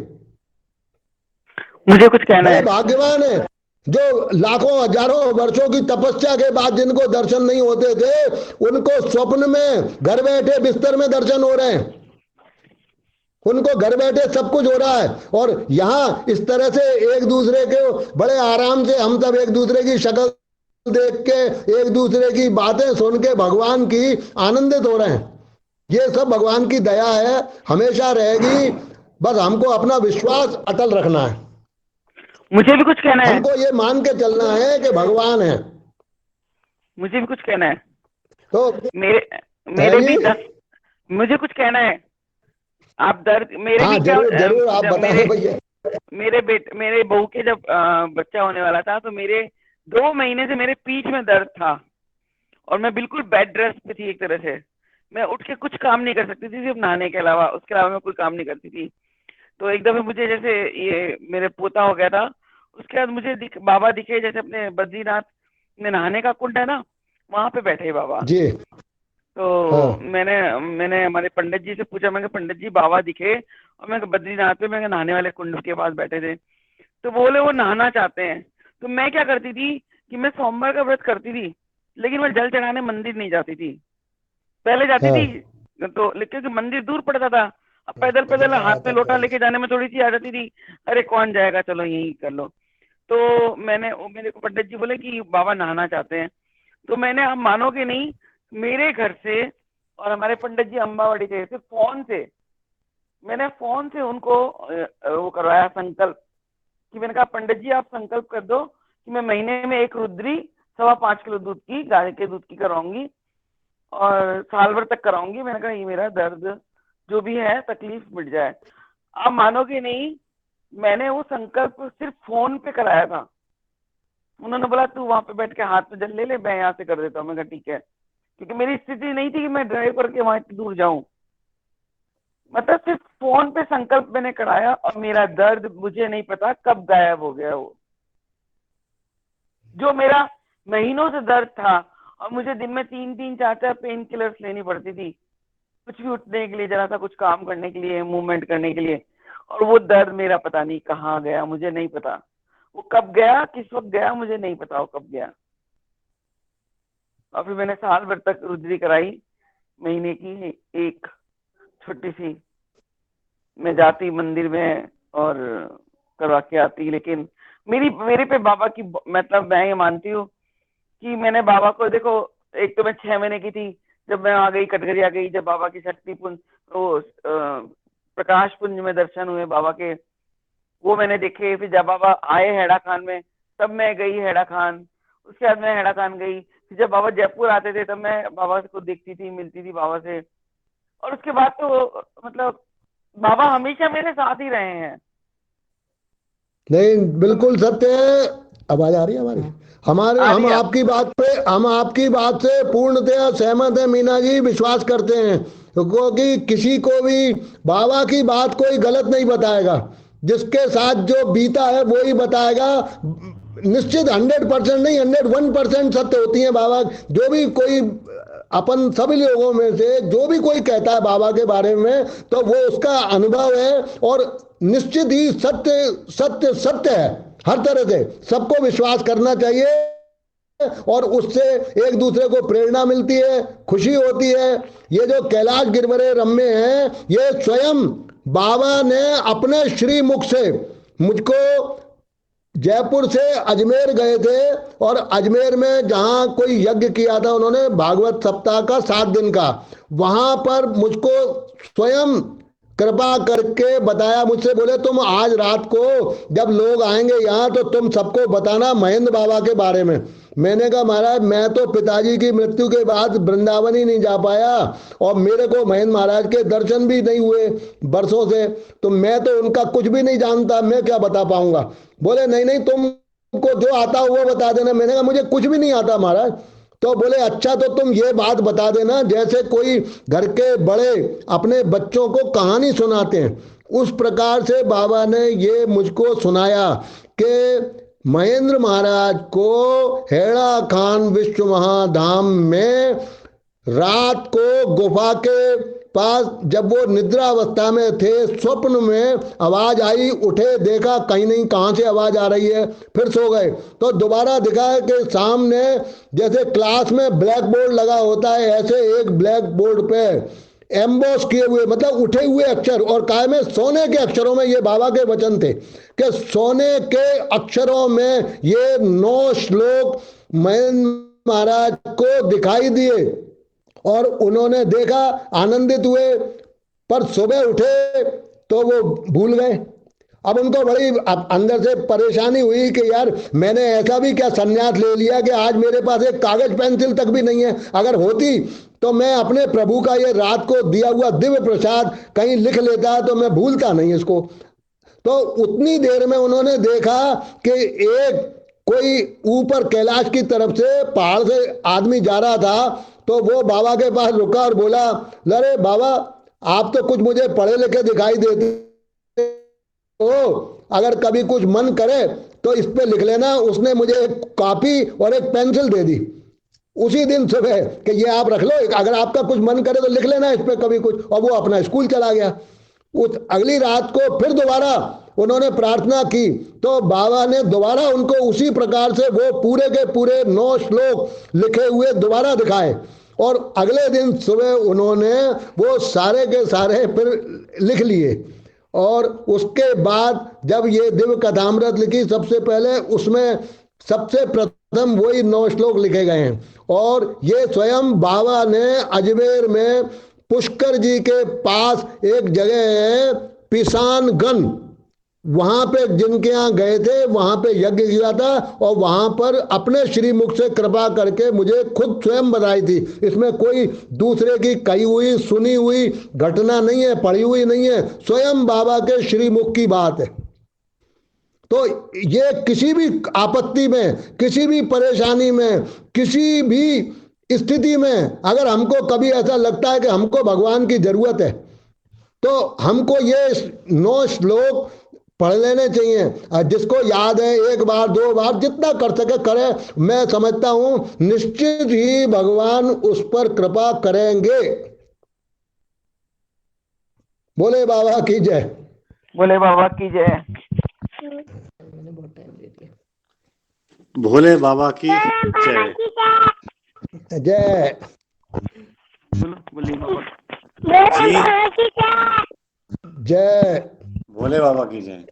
आनंद तो देखिए बढ़ता जा रहा है जैसे जैसे सत्संग बढ़ रहा है, बट अभी और भी मेरे ख्याल से किसी को भजन वजन गाने होंगे, परंतु नहीं जरूर सबको कुछ ना कुछ वो मिलना चाहिए, सबका सुनना चाहिए, सबको आनंद मिलना चाहिए, सबको आनंद देना चाहिए एक दूसरे को। तो जो भी कोई सुनाए जरूर बहुत अच्छी बात है। मौसमी भट्टाचार्य जी कुछ कहना चाह रही थी। हाँ जरूर, अवश्य सुनना चाहिए सबको। जी जी जी, मौसमी भट्टाचार्य जी हैं क्या? भोले बाबा की जय। भोले बाबा की जय। ओम नमः शिवाय। जी बताइए, बोलिए। कल ऐसा हुआ कि हम लोग अपनी फैमिली के साथ अंबा जी गए थे। तो ये हमारी 2 दिन की अंबा जी की टूर थी, कल और आज हम लोग घर वापस आ गए। तो कल जब हम लोग गए अंबा जी, तो वहाँ पे हम लोग दोपहर के टाइम पे पहुँचे वहाँ। तो सबसे पहले हम लोग अंबा जी दर्शन करने के लिए नहीं गए, कैलाश टेकरी गए कि चलो अंबा जी में शाम की आरती की दर्शन करेंगे। तो ऐसा हुआ कि कैलाश टेकरी, मतलब मैं 3 बार अंबा जी गई हूँ ये लेकर। तो कैलाश टेकरी के बारे में मुझे ऐसा कुछ भी नॉलेज नहीं था पहले। तो गूगल के थ्रू कैसे भी करके मैं जब वहाँ गई, तो वहाँ भगवान के दर्शन करने के बाद जब मैं लौट रही थी, तो पीछे वाले रास्ते से मेरे हस्बैंड गाड़ी बैक कर रहे थे। तो मुझे लगा ऐसा कि कुछ भोले बाबा की मतलब फोटो दिख रही है मुझे। तो मैं बोली कि गाड़ी रोको। तो मेरे हस्बैंड बोल रहे क्यों, क्या हुआ? तो मैं बोली कि मुझे ऐसा लग रहा है कि मैं भोले बाबा की मुझे तस्वीर कहीं दिखी है। तो बोले कि कहाँ पे? बोले रोको यहीं। तो जब मैं गई वहाँ गाड़ी से उतर के, तो वहाँ सचमुच मतलब भोले बाबा की 2 तस्वीर थी। एक तो वो यज्ञ कर रहे हैं वो, और एक दूसरी तस्वीर वो चुनरी पहने हुए थे भोले बाबा, वो 2 तस्वीरें थी। तो उसमें लिखा हुआ था 108 हेड़ाखंडी आश्रम करके। मुझे इसके बारे में कोई भी नॉलेज प्रीवियसली कुछ भी इसके बारे में मुझे नहीं था कि वहाँ पे भोले बाबा का आश्रम है या कुछ भी। तो मैं देख रही हूँ कि अंदर से मतलब लॉक है, कुछ भी कुछ समझ में नहीं आ रहा। मेरा माइंड सडनली मतलब ऑफ हो गया, क्या करूँ नहीं। तो सबसे पहले तो प्रणाम कर ली मैं वहाँ पे जाकर, मेरे हस्बैंड भी मेरी बच्ची भी गई। तो मैं फिर सोच रही हूँ कोई भी नहीं दिख रहा वहाँ पे कि कैसे मतलब अंदर कैसे जाए क्या करे। रूम बने हुए अंदर से। तो मैं बोली चलो कम से कम भगवान के दर्शन हो गए, यहीं से करके प्रणाम करके चले जाते हैं। तो भगवान बाहर से मैंने मत्था टेका वहाँ। तो जैसे मैं जाने के लिए हम लोग फिर से रिटर्न हो रहे थे तो अंदर से मतलब एक पुजारी जैसे कोई थे, तो वो मतलब इशारे कर रहे दूर से, जो क्या मतलब कौन है आप लोग। फिर इशारे से बता रहे कि गेट खुली हुई है, केवल लॉक ताले लगे हुए हैं, ऐसे ही खोलो अंदर आ जाओ तुम लोग। तो हम लोग गए वहाँ अंदर। तो मतलब वो भी अजीब एक्सपीरियंस। मैं जैसे अंदर मतलब पैर रखी और मैं अचानक से ऐसा मतलब फील हुआ, सिर्फ आँख से आंसू ही बह रहे थे मेरे। सडनली क्या हुआ कुछ समझ में नहीं आया। तो प्रणाम किया, वहाँ यज्ञ कुंड बने हुए थे, यज्ञ का सारा कुछ।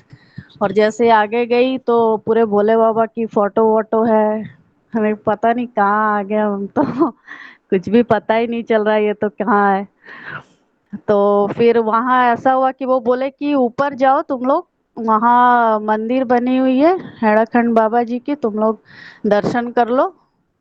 तो हम लोग सभी वहाँ मतलब पूरे फैमिली वहाँ गए। तो भगवान की पूरी तस्वीर वगैरह देख के तो अजीब, पता नहीं भोले बाबा हम लोग हेड़ा खांडी आ गए क्या, आपकी क्या मर्जी आप ही जानो। और फिर वहाँ हम लोग भजन वगैरह किए, भजन वगैरह करते करते शाम 5 बजे के आसपास वहाँ गए होंगे, तो 6:15 6:30 हो गई थी।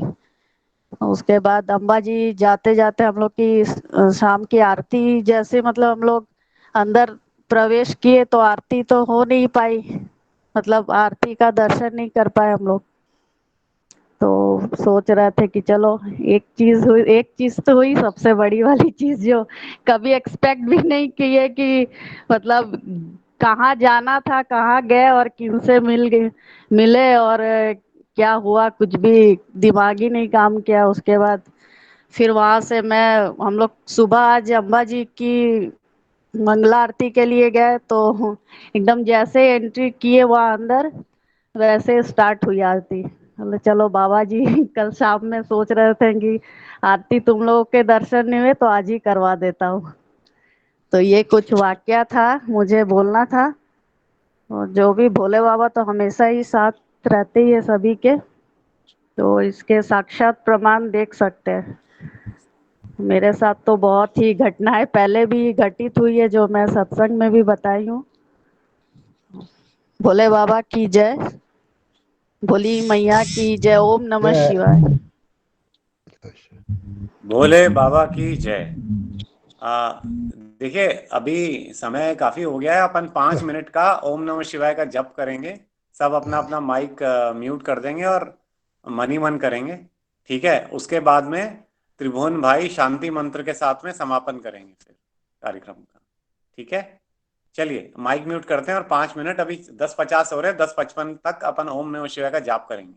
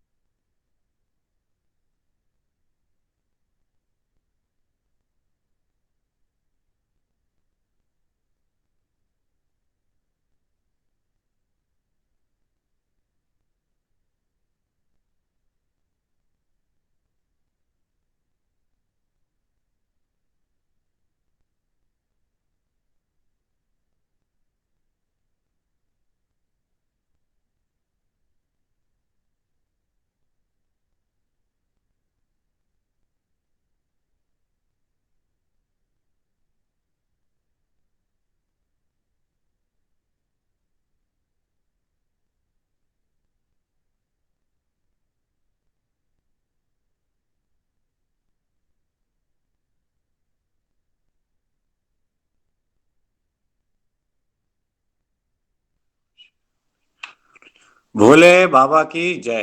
ओम नमः शिवाय। बाबा की जय। जी, अब मैं त्रिभुवन भाई से आग्रह करूंगा कि वो शांति मंत्र के साथ में कार्यक्रम का समापन करें, और सबसे आग्रह करना चाहूंगा कि जिस किसी को आज कुछ बात कहने का मतलब कि समय नहीं मिला हो, वो अगली बार कृपया करके पहले से ही अपना नाम दे दें होस्ट को, सूत्रधार को, ताकि आपको थोड़ा समय की भी कमी रहती है। अभी रात्रि होने वाली है, सबको सोना भी पड़ेगा, और अभी 11 बजे से हम ग्रुप को भी एडमिन सेटिंग में कर देंगे ताकि सुबह तक आप अच्छी तरह से शांति से शयन करें। ठीक है, चलिए त्रिभुवन भाई। भोले बाबा की जय।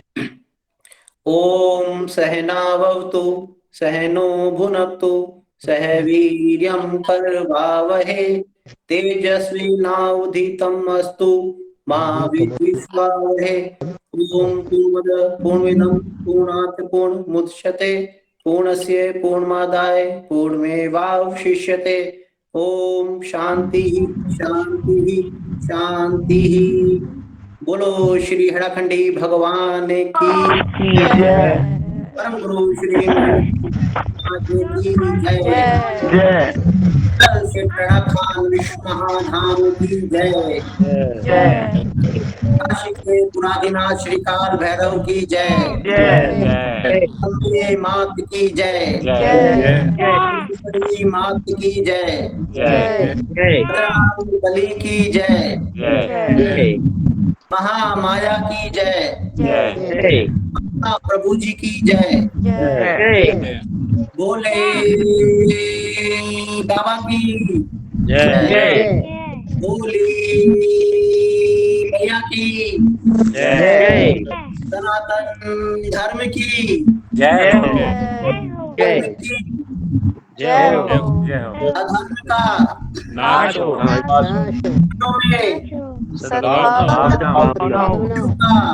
कल्याण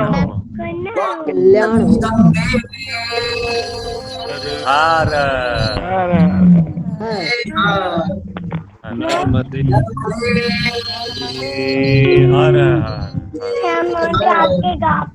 जटा शंकरे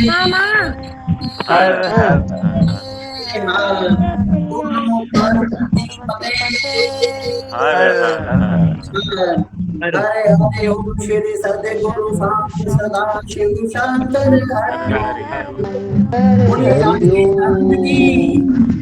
जय हो जय हो जय हो। आज के आनंद की जय हो। आज के आनंद की जय हो। वृंदावन बिहारी लाल की जय हो जय हो।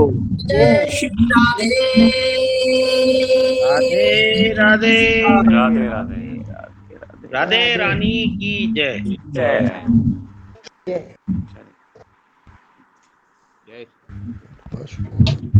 सभी को